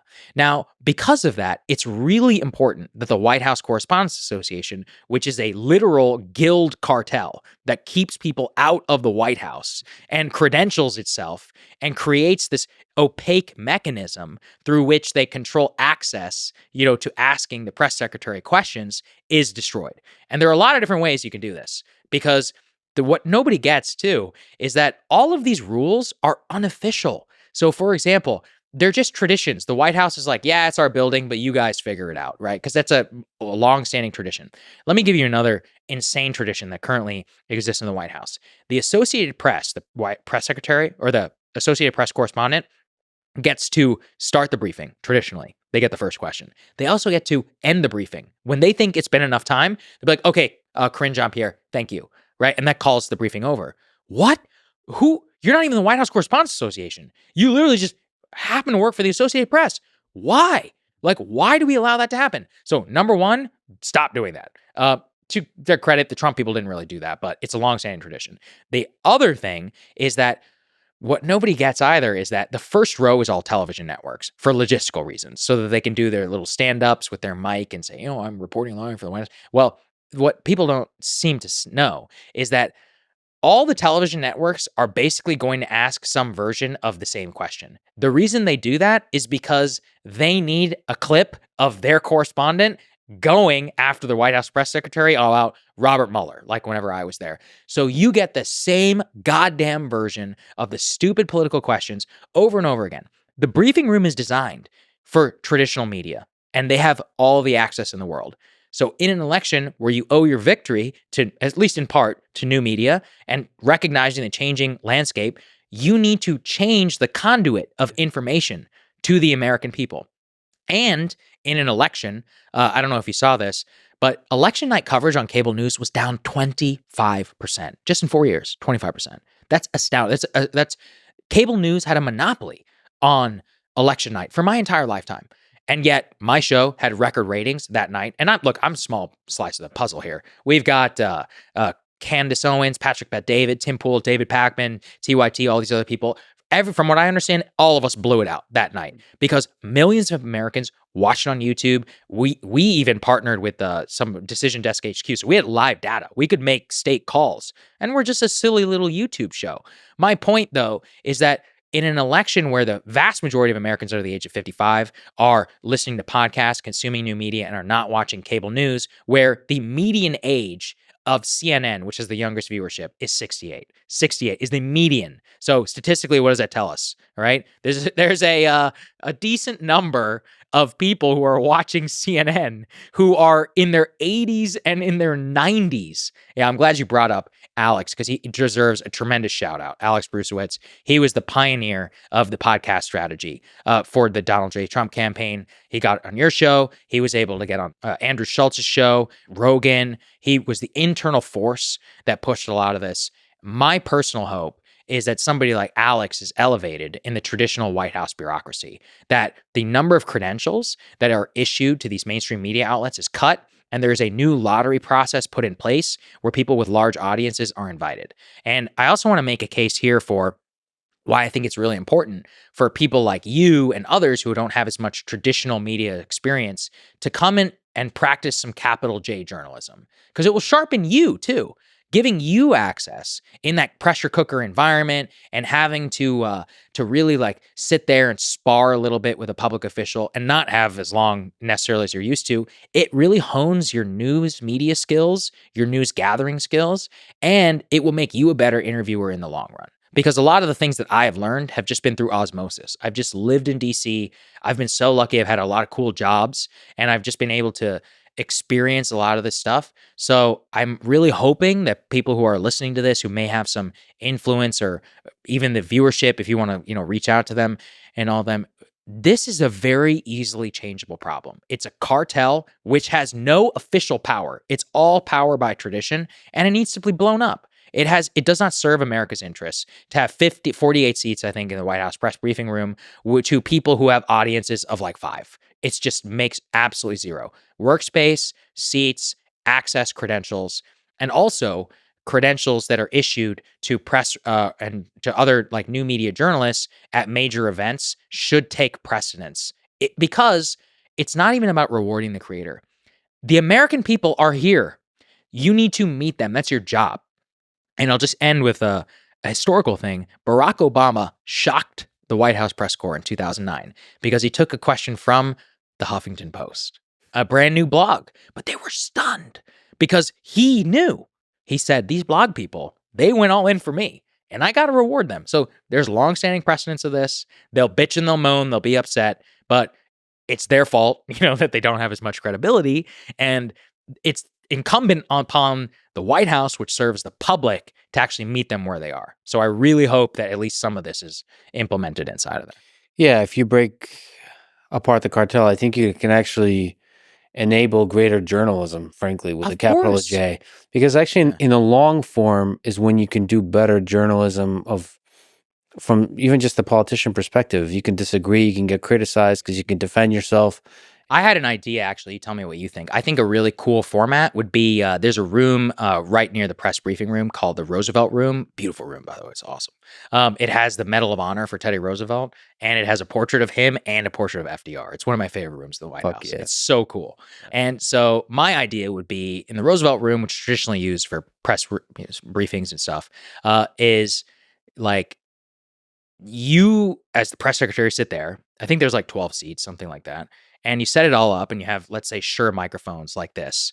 And that person, that secretary, is going to commit to being there for like 2 hours.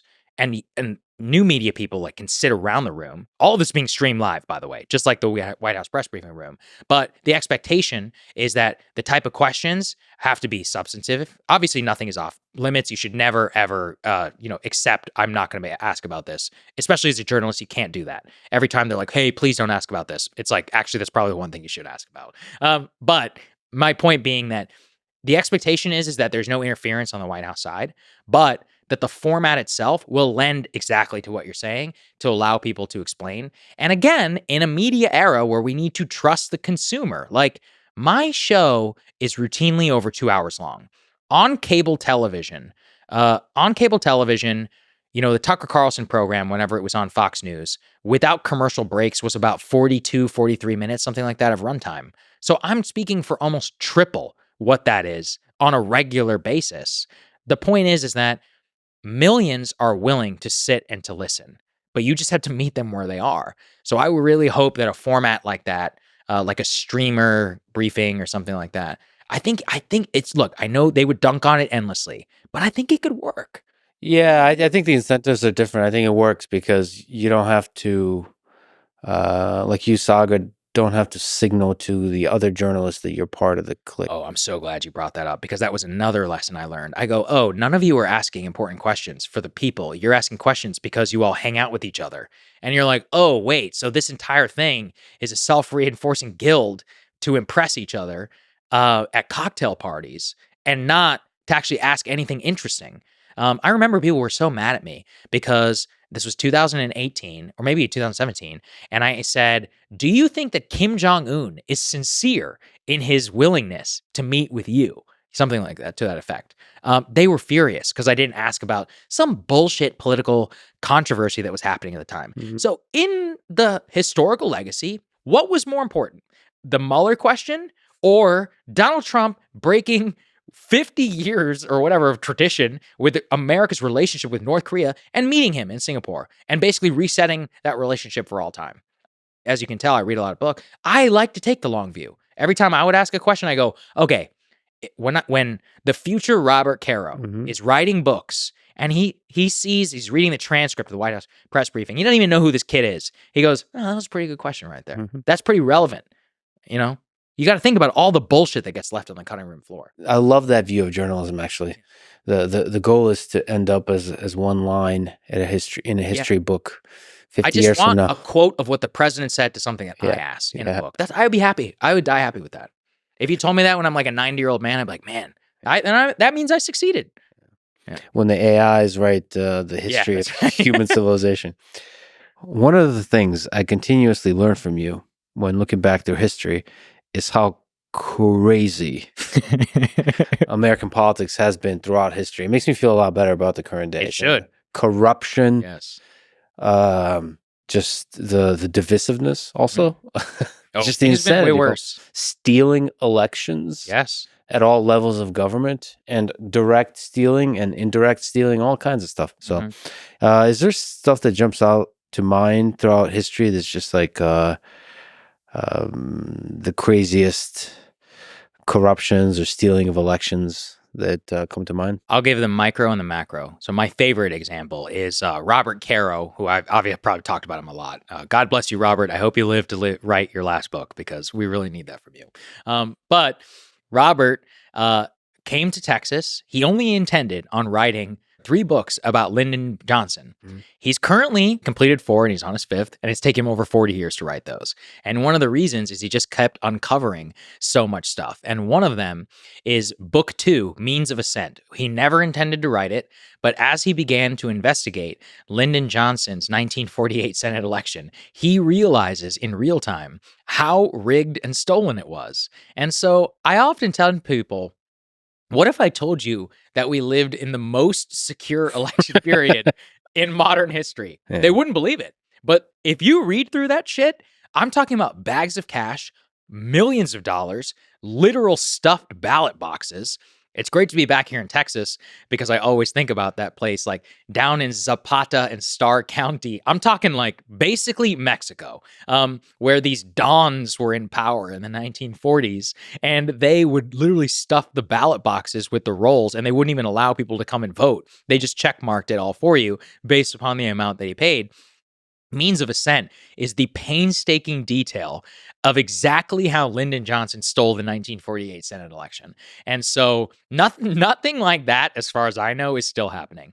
Macro, we can talk about the 1876 election. Rutherford B. Hayes, one of the closest elections in modern history. It was one of those that got kicked with the House of Representatives. That was an insane time. The corrupt bargain that was struck to basically end Reconstruction and federal occupation of the South. And of course, the amount of wheeling and dealing that happened inside of that was absolutely bonkers and nuts. That was what an actual stolen election looks like, just so people know. So on a micro and a macro, yeah, that's what it really looks like. And so, look, I understand where people are coming from. Also, let's do what? 1960, that was pretty wild. I mean, in 1960, there was all those allegations about Illinois going for Kennedy. If you look at the actual vote totals of Kennedy-Nixon, wow. I mean, it's such an insanely close presidential election. And even though the Electoral College victory looks a little bit differently, Nixon would openly talk about, he's like, oh, old Joe Kennedy rigged Illinois for his boy. And he'd be like, and we didn't even have a chance in Texas with Lyndon pulling, like Lyndon stuffing the ballot boxes down there. So, and this is open on the, they openly admit this stuff. They talk about it. So actually, there's a funny story. LBJ lost his, I think it's 1941 Senate primary, and it's because his opponent, Pappy O'Daniel, actually outstole Lyndon. So they were both corrupt, but Pappy O'Daniel stuffed the ballot box in like the 5th day of the 7 days to count the votes. And FDR loved LBJ.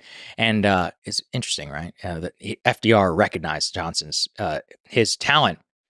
And he goes, Lyndon, you know, in New York, we sit on the ballot boxes till we count them, because he's admitting that he, participated in a lot of this stuff. So this high level chicanery of stolen elections is actually an American pastime that we luckily have moved on from.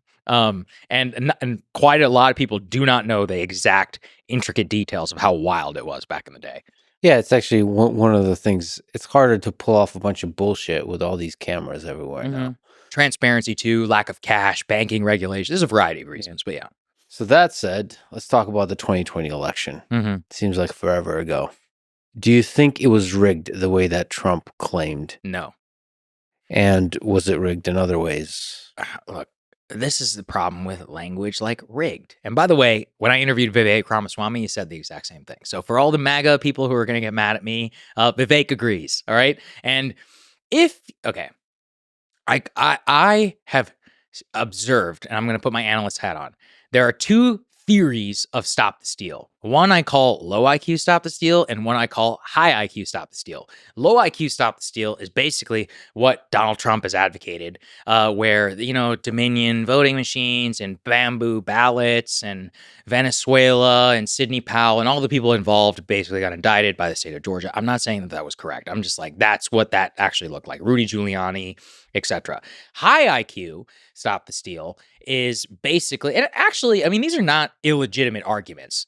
The school of thought is it was illegitimate for the state of Pennsylvania and other swing states to change mail-in balloting laws as a response to COVID, which enabled millions of people more to vote that wouldn't have, and that those change in regulations became enough to swing the election. I actually think that is true. Now, would you say that that's rigged? That's a very important question because we're talking about a Republican state legislature, a Republican state Supreme Court, right? The two that actually ruled on this question. So could you say that it was rigged by the Democrats to do that?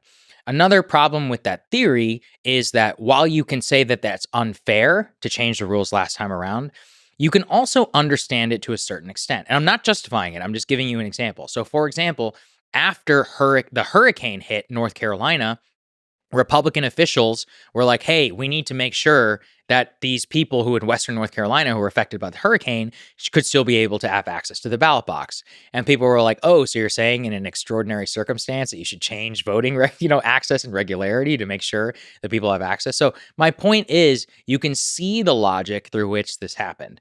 And the high IQ version is basically the one that was adopted by Josh Hawley whenever he voted against certification. He said that the state Pennsylvania, particularly election law, and that those changes were unfair and led to the quote unquote rigging of the election against Donald Trump. Now, there's an even higher IQ, Galaxy Brain Stop the Steal.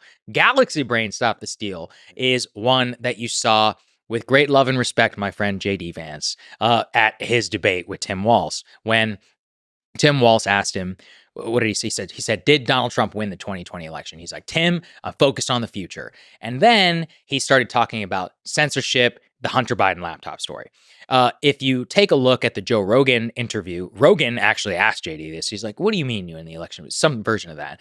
And JD was like, well, what I get really frustrated by is people will bring up all these insane conspiracy theories, but they ignore that the media censored the Hunter Biden laptop story and that big tech had its finger on the thumb for the Democrats. Now, that is empirically true, okay? That is true, right?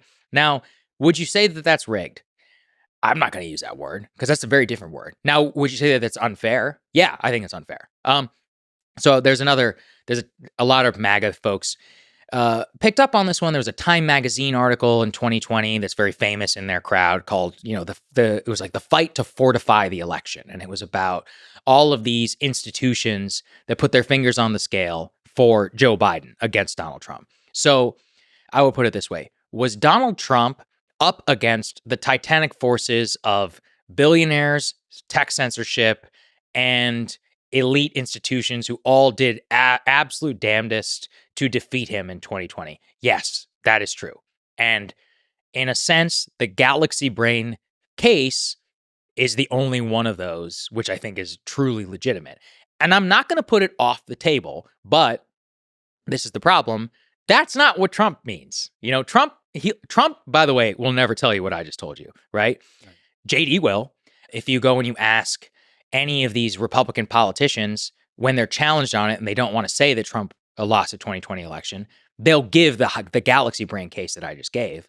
And again, I don't think it's wrong, but it's like, guys, that's not what he means when he says it. And that's the important parsing of the case, right? So first, at a high level, Trump or otherwise, I don't like anyone who whines when they lose, period. Yeah. Although he did tell you he lost. Did you notice that? That's the only time he's ever said it. Ever. You're famous. You're in history for that one. Lost by a whisker. Yeah. I lost by a whisker. I mean, there is a case to be made that he was joking. I don't know. But there is a kind of weaving that he does with humor where sometimes it's sarcasm, sometimes not. Mm-hmm. Much easier to showcase in a 3-hour interview, I'll say. Good call. Go ahead. I couldn't even play with that when you have 40 minutes. I know, bro. You're like, I could do just 40 minutes on weaving alone. For your style, it doesn't work. And I can tell you how the way I interview politicians is I just do pure policy. So the first time I interviewed Trump, I compiled a list of 15 subjects, me and my editor, Vince Collier, shout out to Vince. And the two of us sat in an office and then we had questions by priority in each category. And if we felt like we were running short on time, we would move around those different ones. But that was purely, he's the president. We're asking him for his opinions on an immigration bill or whatever. For what you do, it's impossible to do. Yeah, I just want to say that thank you for everybody involved for making my conversation with Donald Trump possible. But I've learned a lot from that I just, if I'm told that all I have is 40 minutes, I'm very politely sparing, in that case, Donald Trump the 40 minutes and just walking away. because I don't think I can do a good job. I think that is the this. correct decision on your part. Yeah. And I also would encourage you to have the confidence at this point that you are in a position of something that we call in the business the ability to compel the interview. And by to compel means to be able to bring somebody else to you and not the other way around. Yeah. And I think that you and Rogan and a few others are in that very unique position. And I would really encourage you guys to stick to your guns on things that make you feel comfortable. Because, those of us in news, we will always negotiate. We're willing to do short form because we're asking about policy. But for the style that you help popularize, and I think that you're uniquely talented and good at, that's very important not to compromise on. So thank you for saying those words. And that's not just in the interest of journalism and the interest of conversation. It's the interest of the guest as well. yeah, right? absolutely. To bring out the best in them. Yeah, I mean, I would feel really at a disservice. And I would feel like people would not get a unique understanding of like my own thought process and my backstory if I was not able to sit here for literally hours and to explain in deep detail like how I think about the world. Not that anyone cares that much, but it's just like I hope all I can do is I hope it's helpful. I want to help people think because when I was growing up not far from here, 90 minutes from here, in College Station. I felt very uniquely closed off from the world. And I found the world through books. And books saved my life. So many different times. And I hope to encourage that in other people. I really, no matter where you are, no matter who you are, no matter how busy you are, you have some time to either sit down with a book or put on an audiobook, and you can transport yourself into a different world. It's so important. And that's something that your show really helps me with too. I love listening to your show sometimes when I'm too into politics and I need to listen to something, I'll listen to that Mayan historian guy. I love stuff like that. Absolutely. I've been a deep dive on Genghis Khan, reading Genghis Khan and then making him the modern world. Yeah, Jack Weatherford. Fantastic. Yeah, he's coming on. Is he? Yeah. Amazing. And again, shout out to Dan Carlin. The GOAT, the OG. Dan, I've never met you before. I would love to correspond at some point. I love you so much. You changed my life, man. I met him once before, and it felt... I listened to your interview with him. I was starstruck. Very, very starstruck. And he's just so much Painfultainment. I've listened to that many times. I think one of his best series, it gets no credit for, Ghosts of the Ostfront. Nobody gives him credit for that one. That's OG. This is a 2011 series. But his Ghosts of the Ostfront on the Eastern Front of the Nazi war against Russia fundamentally changed my view of warfare forever. And also, at that time, I was very young. And to me, World War II was Saving Private Ryan. I wasn't as well-read as I am now. And I was like, oh, shit, this entire thing happened, which actually decided the Second World War. And I don't know anything about this. So shout out to Dan. God bless you, man. And his quote-unquote short episodes, I think, on slavery in general throughout human history. That was an awesome episode. I actually bought a bunch of Hugh Thomas books because of that episode. I'd never really read about African slavery or the slave trade outside of the Civil War context. So again, shout out to him for that one. That was an amazing episode. His Japan series too. I'm going to Japan in a few days. Yeah. And I keep thinking of what he always talked about in his Supernova in the East. The Japanese are like everyone else, but only more so. And God, I love that quote. Okay, he's great. And I ironically arrived at this tangent while talking about the 2020 election. Yeah. That's why podcasting is fun. Because you said lost by a whisker. Yeah. And now we're dragging us screaming back to the topic. One of the things I was bothered by is Trump claiming that there's widespread, as you're saying, low IQ theory, the widespread voter fraud. And I saw no evidence of that he provided. Mm-hmm. And all right, well, let's put that on the table. And then the other thing I was troubled by, that maybe you can comfort me in the context of history, how easily the base ate that up. Yeah. That they were able to believe the election was truly rigged based on no clear evidence that I saw. And they just love the story. And there is something compelling to the story that, like this DNC type, like with Bernie, the establishment they're corrupt and they steal the will of the people. And like the lack of desire from the base or from people to see any evidence of that was really troubled me. Yeah. I'm going to give you one of the most depressing quotes, which is deeply true. Roger Ailes, who is a genius. Shout out to The Loudest Voice in the Room by Gabriel Sherman. That book changed my life too, because it really made me understand the media. People don't want to be informed. They want to feel informed.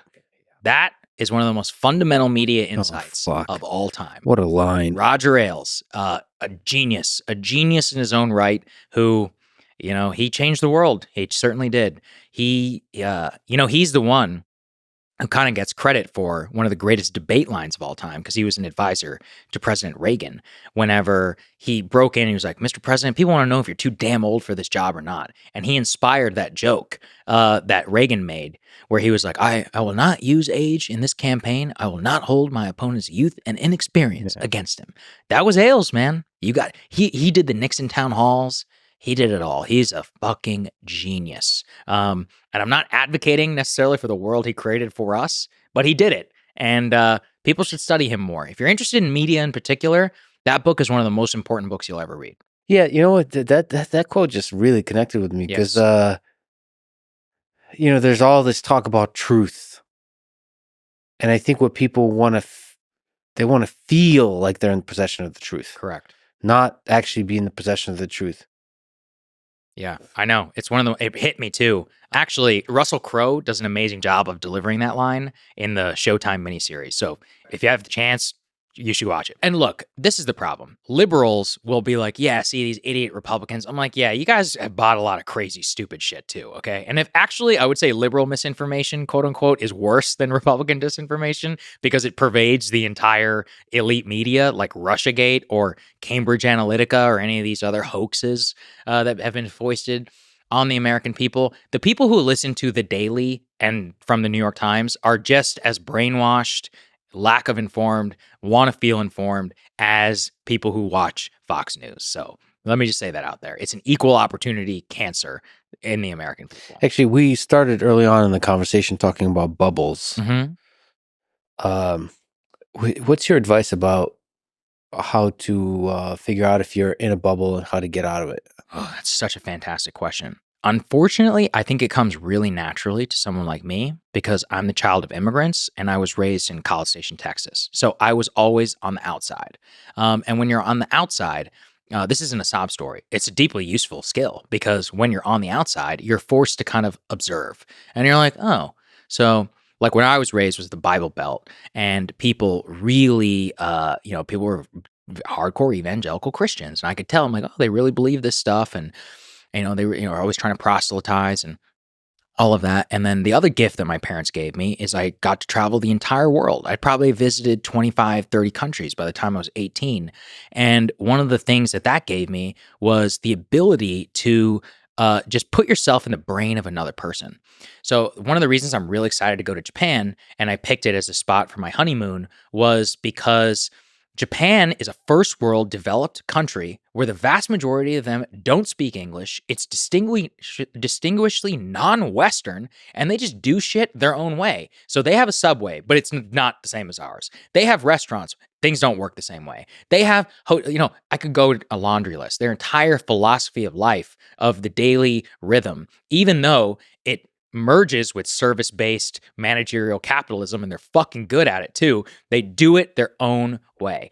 So exposure to other countries in the world gave me, and also just being an outsider myself, gave me a more detached view of the world. So if you don't have that, what I would encourage you is to flex that muscle. So go somewhere that makes you uncomfortable. This will be a very boomer take, but I hate the fact that you have 5G everywhere you go in the world, because some of the best experiences I've ever had in my life is walking around Warsaw, Poland, trying to find a bus station to get my ass to Lithuania with a printed out bus ticket. I have no idea where the street is. I'm in a country where not that many people speak English. We're pointing and gesturing, right? And I figured it out, and it was really useful. I got to meet a lot of cool Polish people.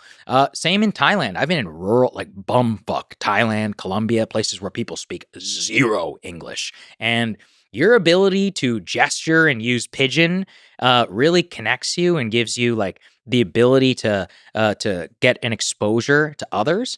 And so I know this is a very like wanderlust like travel thing, but unironically, if you're raised in a bubble, pierce it. Like that's the answer. Is seek something out that makes you uncomfortable. So if you're raised rich, you need to go spend some time with poor people. And consider that they might actually understand the world better than you. Well, in some respects. So I think a lot of rich people have really screwed up personal lives. So if you're poor and you really value family, you say, oh, that's interesting. There seems to be a fundamental trade-off between extraordinary wealth and something that I value. But what can I take away from that person? Oh, put my money in index funds. Make sure that I am conscientious about my budgeting. It's common sense shit, right? And vice versa, people who are very wealthy get so caught up in the rat race about their kids going to private school and all of this. And then, they very rarely engage with, there's that famous study where they asked people on their deathbed, like what they valued in life. And every single one of them was like, I wish I'd spend more time with my children. I think about that every time that I am thinking about pursuing a new work endeavor or something that's going to have me spend significant time away from my wife. And I'm almost always these days, now that I've achieved a certain level of success, the answer is I'm not doing it unless she can come with me. One of the bubbles I'm really concerned about is San Francisco bubble. I visited there recently because I have so many friends there that I respect deeply. There's so many brilliant people in San Francisco, absolutely, the Silicon Valley. But there's just this. I don't even want to criticize it, but there's definitely a bubble. Yeah, of thought. I'm with you. I'm friends with some SV Silicon Valley people as well. I'm similarly struck by that every time I go. And honestly, I do admire them because what I respect the most amongst entrepreneurs, business, and political thinkers is systems thinking. Nobody thinks systems better than people who are in tech because they deal with global shit, right? Not even just America. They have to think about the whole world, about the human being and his relationship with technology. And coding, in some ways, is an expression of the human mind and about how that person wants to achieve this thing and how you mechanically can type that into a keyboard or even code something to code for you to be able to achieve that. That's a remarkable accomplishment. I do think those people and people like that too, who think very linearly through math, and the geniuses are the ones who can take their creativity and merge it with linear thinking. But I do think that actually, those are the people who probably most need to get out of the bubble, check themselves a little bit. And look, it's really hard. Once you achieve a certain level of economic success and others, like what do most rich people do? They close themselves off from the world, right? That's the vast majority of the time. What do? Economy is annoying flying. They fly first class. Living in a small house is annoying. They buy a bigger house. Dealing with a lot of these inconveniences of life is annoying. You pay a little bit more to make sure you don't have to do that.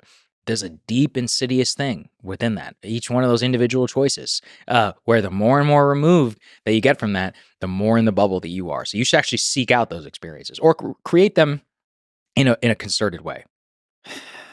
Speaking of bubbles, Sam Harris. Oh.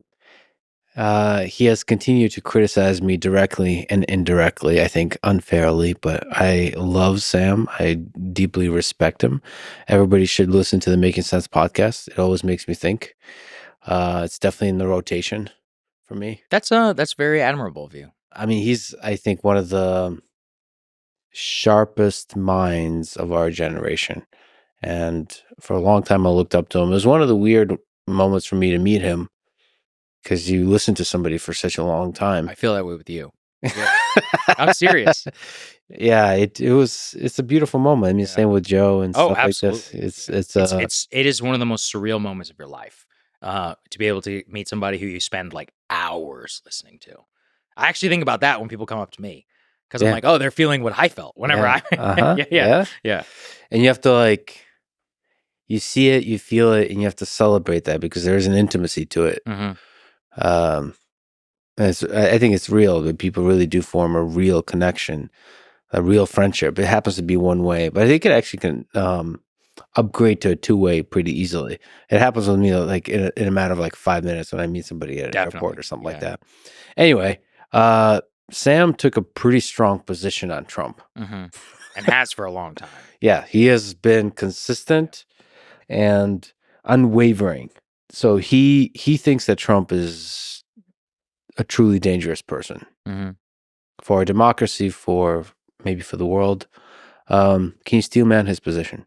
Well, see, I think a lot of this podcast has been steel manning it because Sam is a big character matters guy. Like Yeah. he focuses a lot on Trump's personality. By the way, I'm like you. I've listened to Sam Harris for years. I bought his meditation app, so nobody's going to accuse me of being some Sam Harris hater. I listened to him for long before even Donald Trump was elected. That's how far back I go with the Sam Harris podcast. I have a lot of respect for the dude. I enjoy a lot of his older interviews. I do think after Trump, he did succumb a little bit, in my opinion, to the elite liberalism view, both of the impetus behind Donald Trump and why he was able to be successful. So, in some ways, very denigrating to the Trump voter, but also a fundamental misunderstanding of the American presidency. Because, like I said, he really is the one who believes that narcissism, that character, and all of that makes Trump tick itself will eventually override any potential benefit that he could have in office.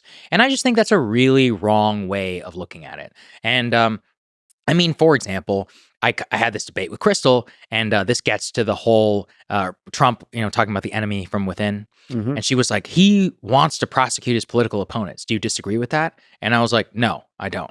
And she was like, so you're not worried about it? And I go, no, I'm not. And she's like, well, how do you square that? And I was like, well, I actually unironically believe in the American system of institutional checks and balances, which kept him, quote unquote, in check last time around. I also believe in democracy, where, this is really interesting, but, in 2022, a lot of the Republicans who were the most vociferous about Stop the Steal, they got their asses kicked at the ballot box. Americans also then in 2024 decided to forgive some of that from Donald Trump. It definitely didn't help, right? But they were able to oversee that for their own interests. As in, democratically, people are able to weigh in terms of checks and balances what they should and should not challenge a politician by. But also, we have the American legal system, and I also know the way that the institutions in Washington themselves work, that, fundamentally, the way that certain processes and other things could play out will not play out to some Hitlerian fantasy. And this gets to the whole, like, Kamala and them calling him a fascist and Hitler. You and I probably spent hours of our life, maybe more, thinking and reading about Adolf Hitler, Weimar Germany, and I just find it so insulting, because it becomes this moniker of like fascist. Like, these terms have meaning beyond just the dictionary definition. The circumstances through which Hitler is able to rise to power are not the same as today. It's like, stop denigrating America to the point where you think, like, really you should flip it around. Why do you think America's Weimar Germany? That's a ridiculous thing to say. Do you unironically believe that? No, you don't believe that. So that is personally what drives me a little bit crazy. And I think that Sam has found himself in a mental framework where he is not able to look past the man and his quote unquote danger. And at the end of the day, his worldview was rejected wholly by the American people. And that, because the character argument, the fascist argument, the Hitler argument, the he is uniquely bad argument has been run twice before, 2016 and in 2000, actually all three times. I guess it won in 2020. But 2 out of the 3 times, Donald Trump has won the presidency. And in his latest one, where that argument has never been made before for a longer period of time and more in strength by a political candidate, was rejected completely. And I would ask him to reconcile himself to the America that he lives in. I think one thing, maybe to partially steel man his case, but also just to steel man the way the world works, is that there is some probability that Kamala Harris will institute a communist state. And there is some probability that Donald Trump will indeed, will fly a swastika and deport, I don't know, everybody who's not Scot-Irish. Like, I don't know. Yeah, you and I are screwed then. Maybe, is there a spirit test? Okay. But that probability is small. And you have to, if you allow yourself to focus on a particular trajectory with a small probability, it can become all encompassing. Because you could see it. You could see a path. There are certain character qualities to Trump. Yes. Where he wants to hold on to power. Absolutely. First of all, every politician wants to hold on to power. Joe Biden, maybe because he's part of the machine, can't even conceive of the notion of a third term. Mm-hmm. but he has the arrogance to want to hold on to Absolutely. power, do everything he can. Absolutely. And like with Trump, I could see that if it was very popular for him to have a third term, I think he would not be the kind of person who doesn't advocate for a third term. So what? That would require the Senate and the House, or 75% of the states, to pass and change the Constitution. Do you think that's going to happen? No, I don't think it's going to happen. So I'm not that worried about it. Now, you can make a norms argument, and I actually think that's kind of fair, is that he's the norms buster. But, with extraordinary candidates and people like Trump, you get the good and the bad. There is a true duality. Like, the norms he busts around foreign policy, I love. The norms he busts around the economy, I love. The norms he busts around just so much of the American political system, saying it how it is, etc. I love that. You know what I hate? This 2020 election bullshit. You know what else I hate? This, I don't know, just the lack of discipline that I would want to think that a great leader could have, like when he was president and tweeting about Mika Brzezinski's facelift. That was objectively ridiculous. Like, it was crazy, okay? Was it funny? Yeah, but it was crazy. Like, and it's not how I would conceive and have conceived of some of my favorite presidents. I wouldn't think that they would do that. But that's what you get. Everyone should be clear-eyed about who this man is. And that's another problem. The deification of politicians is sick. It's sickening. Like, about Trump, around Obama, around Hillary. Like, these people are just people. Like, the idea that they are godlike creatures with extraordinary judgment. One of the really cool things about your and I's job is we actually get to meet very important people. After you meet a few billionaires, you're like, yeah, there's definitely something there, but, some of them get lucky. After you meet a few politicians, you're like, oh, they're not that smart. That was a rude awakening for me, by the way, being here in Texas, reading about these people. And pretty soon I was on Capitol Hill. I was like 19 years old. I was an intern. I'm actually interacting, and I see them behave in ridiculous manners and, whatever, just treat people badly or say something stupid. And I was like, oh, this is not the West Wing. I'm like, this is not like, these people this is just reality. And the weirdest part of my life is I've now been in Washington long enough. I know some of the people personally, the vice president of the United States, literally the vice president-elect, future cabinet secretaries, these people I literally have met, had dinner with, had a drink with, whatever. That's a wild thing. And that's even more bringing you down to earth. We were like, oh shit, you're actually gonna have a lot of power. That's kind of scary, but you're just a person. And so even though you don't have to say I have my same life experience, take it from me or anybody else who's ever met really famous people, rich, successful, powerful people. They're just people. There's some things that are unique about them, but they have just as many human qualities as you or anybody else who's listening to this right now. Yeah, there's for each candidate, Trump is probably the extreme version of that.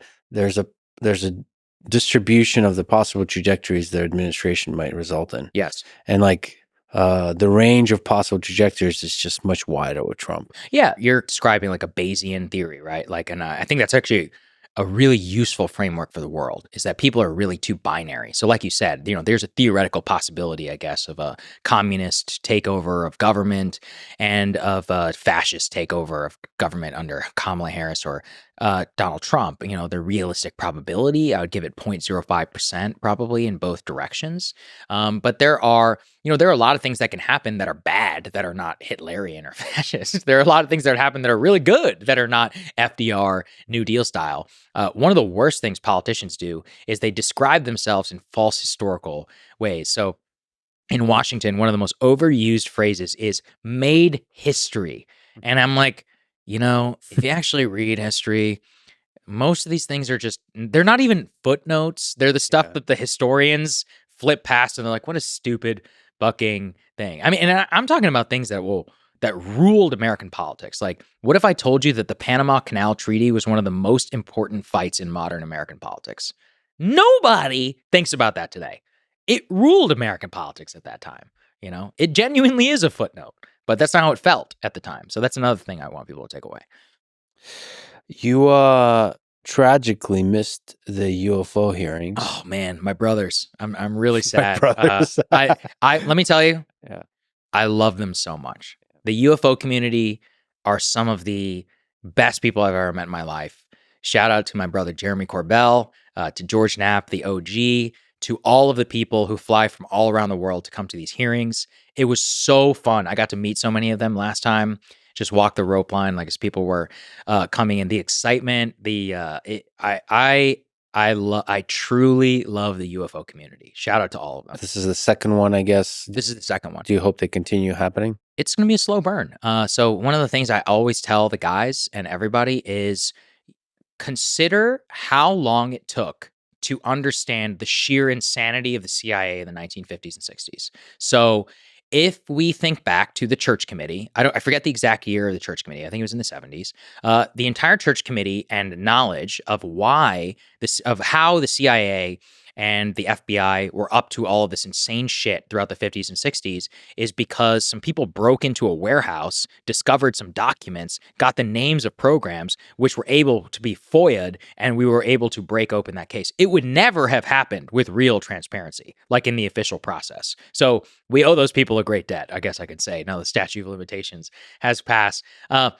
My point about the UFOs is I don't know what is real or not. I have absolute confidence an absolute ton is being hid from the American people, and that all of the official explanations are bullshit. I have had the opportunity to interface with some of the whistleblowers and other the activists in the community, people who I trust, people who have great credentials, who have no reason to lie, who have assured us that there is a lot going on behind the scenes. There has been too much misinformation and effort by the deep state to cover up this topic. So I would ask people to keep the faith. It's 2024 and we still don't have all the JFK files. Okay? Everyone involved is dead. There's no reason to let it go. And even though we basically know what happened, we don't know. If you read that fantastic book, the Tom O'Neill book about the Manson murders, I mean, again, it took him 20 years to write that book and he still didn't get the full story. So sometimes it takes an extraordinarily long, agonizing period of time. And I know how deeply frustrating that is. But when you think about a secret, a program, and knowledge of this magnitude, it would only make sense that it would require a titanic effort to reveal a titanic secret. You think Trump might be able to push for, like, aggressively break through the secrecy? Let's say even on the JFK files. I hope so. I have moderate confidence. RFK Jr. has pushed him to do so. I would like to think so. At the same time, I saw him got rolled last time, so I'll hold my breath. Why do you think that happens? Why do you think it gets? Remember that whole interagency thing I told you about? That's how it happens. That's another thing. You're presuming that the president has the power to declassify this stuff. I'm saying that I'm not even sure we're there. Like in terms of So it's basic like civility. Yeah. He basically says like, I would like to declassify JFK files. Mm-hmm. And they say, yes, sir, we'll get that to you in 3 months. And 3 months comes by. And then they're like, well, there's these hurdles. Well, the way you get around it is go, let's release some. But these in particular, there's national security secrets. There's a good case for not releasing them, X, Y, and Z. It's like you get around that. Oh, okay. that makes sense. And again, he's a busy guy. He's the president. You got way bigger shit to worry about. So that's the problem is that unless you have the true urgency. I mean, look, people of immense power have tried. Everyone forgets this. John Podesta was the White House chief of staff. He is a UFO true believer in his heart. He tried. He's talked about it. He tried at the top level, the number 2 to the White House, to get the Pentagon and others to tell him what was going on, and they stonewalled him. So people need to understand what you're up against. And and people are like, how is that even possible? It's like, well, go read about the terror that LBJ and the Kennedys and others had in confronting J. Edgar Hoover. Go and read how terrified, Eisenhower and some of them were of the Dulles brothers. They were scared. Like they knew where the power lies. So, the presidency, look, government, deep state, etc., they've been there a long time and they know what's happening. And presidents come and go, but they stay forever. And so that's the paradigm that you're going to have to fight against. Yeah, I mean it's a bit of a meme, but I wonder how deep the deep state is. Much deeper than anyone can even imagine. And the worst part is with the deep state is it's not even individuals, it's actually an ideology. And ideology is the most people often think that if we took money out of politics, that it would change everything. I'm not saying it wouldn't change everything, or it wouldn't change a lot. But people are like, oh, so-and-so is only against universal health care because they're getting paid. I'm like, no, that's not why. They actually believe it. Or it's like, oh, so-and-so is only wants to advocate for war with Iran because they're on the payroll of AIPAC. And it's like, well, yeah, the AIPAC trips and the money helps, but they think that. Actually, the system itself, this is a very Chomsky-esque systemic critique, is that any journalist worth their salt would never have the ability to get hired in a mainstream. So he's like, it's not that you're bad in the mainstream media. It's that anyone good is not allowed to be elevated to your position because they have an ideology. And so, that is the most self-reinforcing, pernicious mechanism of them all. And that's really Washington in a nutshell. It's again a bubble, but a bubble that has a lot of power. Yes. Who do you think is the future of the Republican Party after Trump? What happens to Trumpism after Trump? Like you just said, Bayesian, let's take various theories, right? So let's say it's 04, it's Bush Cheney.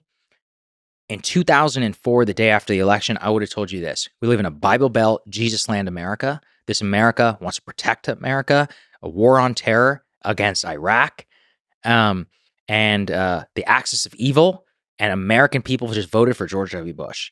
And so I would have predicted that it would have been somebody in that vein. And they tried that. His name was John McCain. He got blown the fuck out by Barack Obama. So I cannot sit here and confidently say. What year would you be able to predict Obama? It's just his first time he gave the speech. The 2004 speech at the DNC. That was his, we don't live in a black America, white America, the John Kerry DNC speech. You honestly could not have predicted it until 07, whenever he actually announced his campaign and activated a lot of anti-war energy. I mean, maybe 06, actually, I could have said in 06, if I was, kind of the contrarian man now, I'm like, yeah, there's a lot of anti-war energy. I think the next president will be somebody who's able to vote, the explosion of Keith Olbermann and MSNBC, that it makes logical sense in hindsight. But at the same time, you're going up against the Clinton machine, who's never lost an election. So I would have been afraid. I cannot confidently say. So I will say, if things go in different directions, if Trump is a net positive president, then I think it will be J.D. Vance, his vice president, who believes in a lot of the things that I've talked about here today about foreign policy restraint, about the working class, about changing Republican attitudes to the economy. And he would be able to build upon that legacy in the way that George H.W. Bush was able to get elected off the back of Reagan. But H.W. Bush was fundamentally his own man. He's a very misunderstood figure, very different than Ronald Reagan. Didn't end up working out for him, but he did get himself elected once. So that's one path. That's if you have a net positive Trump presidency. The other path is the 04 path that I just laid out. If George W. Bush, if Trump does what Bush does, misinterprets his mandate, screws things up, creates chaos, and it makes it just generally annoying to live in American society, then you will see somebody in the Republican Party. I mean, still, it could even be J.D. Vance, because he could say J.D. is my natural and my chosen successor, but then he would lose an election, and then he would no longer be the so-called leader of the Republican Party. So I could see it swing in the other direction. I could see, Republicans or others, let's say if it's a total disaster and we get down to like 20% approval ratings and the economy is bad and stuff like that, Glenn Youngkin or somebody like that who's very diametrically opposed to Donald Trump, or at least aesthetically, is somebody like that who could rise from the ashes. And I'm just saying, like, in terms of his aesthetic, not him per se. So there's a variety of different directions. It's a big question about the Republican base. I mean, a shit ton of people voted Republican now for the first time ever. So are they going to vote in party primaries? I don't know. The traditional party primary voter is like a white boomer who's like 58, 59. Is the Latino guy in California who turned out to vote for Trump with a MAGA hat and rolling around, suburban Los Angeles with that, is he going to vote in the Republican Party? That could change. So the type of candidate themselves could come. So it's way too early to say. We have so many variety paths that we could go down. Yeah, I think Trump is a singular figure in terms of, like, if you support Trump, there's a vibe. I know Kamala has a vibe, but there's definitely a vibe to Trump and MAGA. And I think even with JD, that's no longer going to be there. So if JD runs and wins, that would be on principles, and he's a very different human being. He is so different than Trump, right? You can see his empathy, right? Remember in the VP debate when he was like, Christ have mercy, when Tim Walz was talking about his son. I mean, that's not something Donald Trump would say, okay? It's just not. Like, in terms of, I mean, and this, by the way, this is my own bubble test. I have no idea how somebody listens to Trump and JD Vance is like, Trump is the guy who should be the president over him. I honestly, I don't get it. That's my own cards on the table. I am in too much of a bubble where my bias is to, being well-spoken and being empathetic, or at least being able to play empathetic, and being extremely well-read about the world and thoughtful, and somebody who's, somebody like him who's engaged in the political process, but also has been able to retain his values and be extremely well-articulate his worldview. That's my bias. That's who I would want to be the president. But, it's a big country. People think differently. By the way, I share your bias. Yeah. And I sometimes try to take myself out of that bubble. Like, maybe it's not important to have read a book or multiples of books on history. I'm not saying everybody should be like me, but that's my point. I'm checking myself by being like, because of who I am, that's how I see the world. And that's how I would choose a leader. But that is not how people vote, period. And nothing has taught me that more than this election. I wish they did. I mean, I don't know if that's a lesson to take away. I think. Yeah, but who are we to say? People are allowed to do what they want. I'm not going to tell somebody how to vote. No, what I'm saying is, you take everything Trump is doing, everything, the dance, all of it, and add occasional Saagar-like references to history books. I think that's just a better candidate. I agree with you. I mean, listen, it's my bias. I don't know. I don't think that's bias. I think that's not a bubble thinking. I think it's amazing to me, right? Like, listen to the JD interview with Rogan. JD, he'll drop obscure references to studies, to like papers that have come out, essays, books. Like, this is a very well-read, high IQ, well thought out individual who also, has given his life to the political process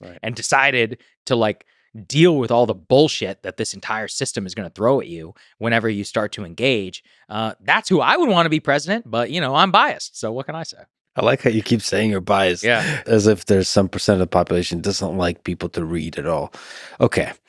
What about the future? You kind of hinted at it, the future of the Democratic Party. Yeah. Do you see any talent out there that's promising? Is it going to be Obama-like figure that just rolls out of nowhere? Clinton is the better example, because the Democratic Party was destroyed for 12 years. From the 1980 election to 1992. They're 12 years out of power. In periods of that long of an era, it takes somebody literally brand new who is not tainted by the previous to convince the base that you can win and convince the country that you're going in a new direction. So I would not put my money on anybody tainted by the Great Awakening, by TDS, by the insanity of the Trump era. That has to be somebody post that, and or somebody who is able to reform themselves. It will, in my opinion, it will likely not be any establishment politician of today who will emerge for the future. Like I said, my dark horse is Dean. I think that the Democratic base is going to give Dean a shit ton of credit, and they should, for him being out. And look, let's be honest, he's a no-name congressman from Minnesota. Nobody cared who Dean Phillips was. But just like Obama, he had courage, and he came out and spoke early when it mattered.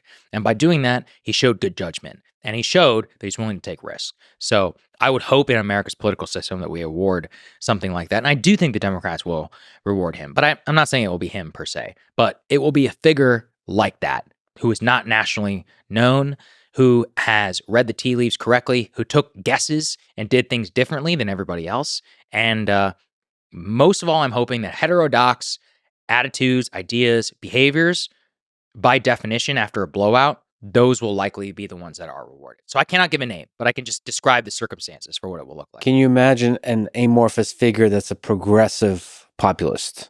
It would be very difficult at this point, just because a huge portion of the multiracial working class has shifted to the right.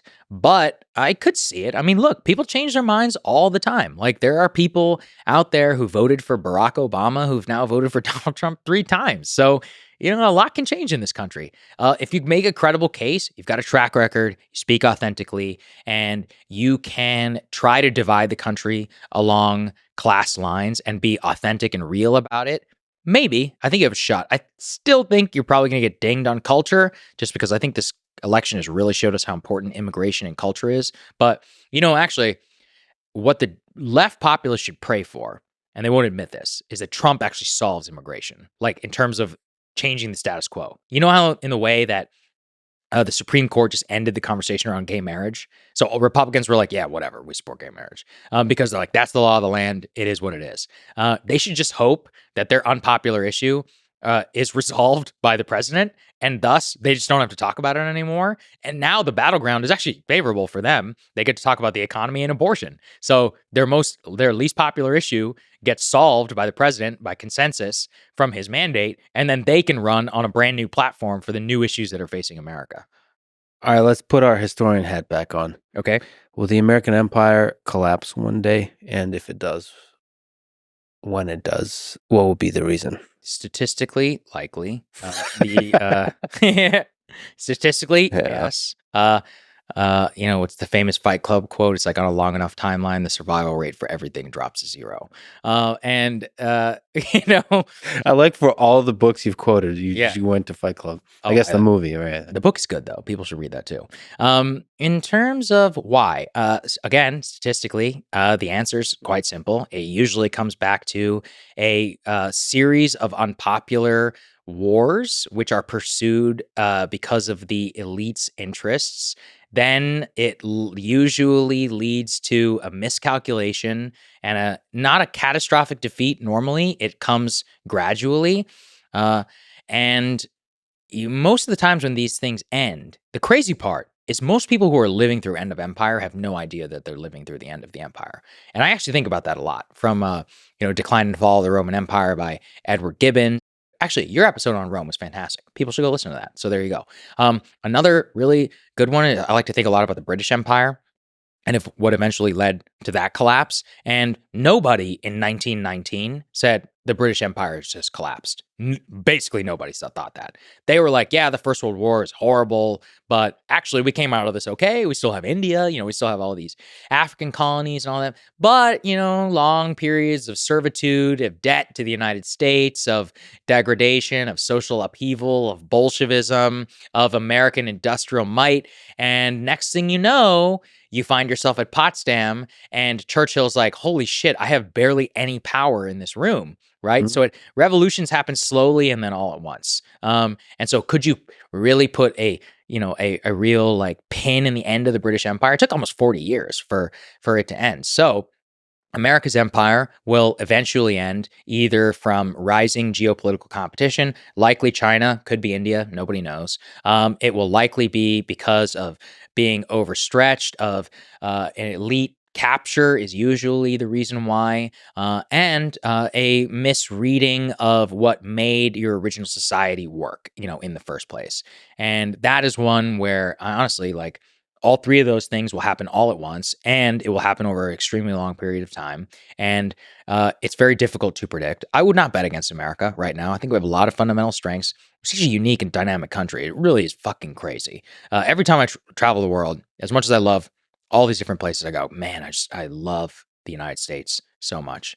You will love it more when you leave. I really believe that. So yeah, and it's nice to remember how quickly the public opinion shifts. Like, we're very dynamic and adaptable, which and annoys me. I understand that's part of the political discourse, saying like, if Trump wins, it's the end of America. If Kamala wins, it's the end of America. So stupid. Yeah. But So I understand that the radical nature of that discourse is necessary to, like we mentioned, to drive out votes. To drive up votes. I like to think about Americans in 1866. I cannot imagine going through a war where some X percent, I think it was like 2 or 3% or whatever, the entire population was just killed. Our president, who was this visionary genius who we were blessed to have, is assassinated at Forks Theater immediately after the surrender of Lee. Andrew Johnson, who's a bumbling like fucktard, is the one who is in charge. And, we're having all these insane crises over like internal management while we're also trying to decide like this new order in the South and whether to bring these people, how to bring these people back into the Union. I mean, I would have despaired like in that year. I was like, it's over. This is it. The war, I'm like, was it worth anything? If Andrew Johnson is going to be doing this, or even in the South, I mean, I can't even imagine for what they were going through too. They have to go home and their entire cities are burned to the ground and they're trying to readjust and, their entire economy and way of life is overthrown in 5 years. I mean, that's an insane time to be alive. And what do we know? It worked out, by 1890s or so, there were people shaking hands, Union, and there's a cool video on YouTube actually of FDR, who is addressing some of the last Gettysburg veterans. I think it was like the 75th anniversary or whatever. And you can literally see these old men who are shaking hands across the stone wall. It gives me hope. Yeah. Let's linger on that hope. What is the source of optimism you have for the 21st century, for the century beyond that, for human civilization in general? Because, it's easy to learn cynical lessons from history, right? Mm-hmm. The shit eventually goes wrong, but sometimes it doesn't. So what gives you hope?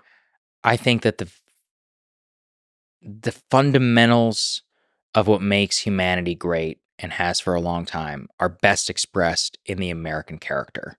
And that despite all of our problems, that as a country with our ethos, a lot of the stuff we talked about today, individualism, the frontier mindset, the blessings of geography, the blessings of our economy, of the way that we're able to just incorporate different cultures and the best of each and put them all together, give us the best opportunity to succeed and to accomplish awesome things.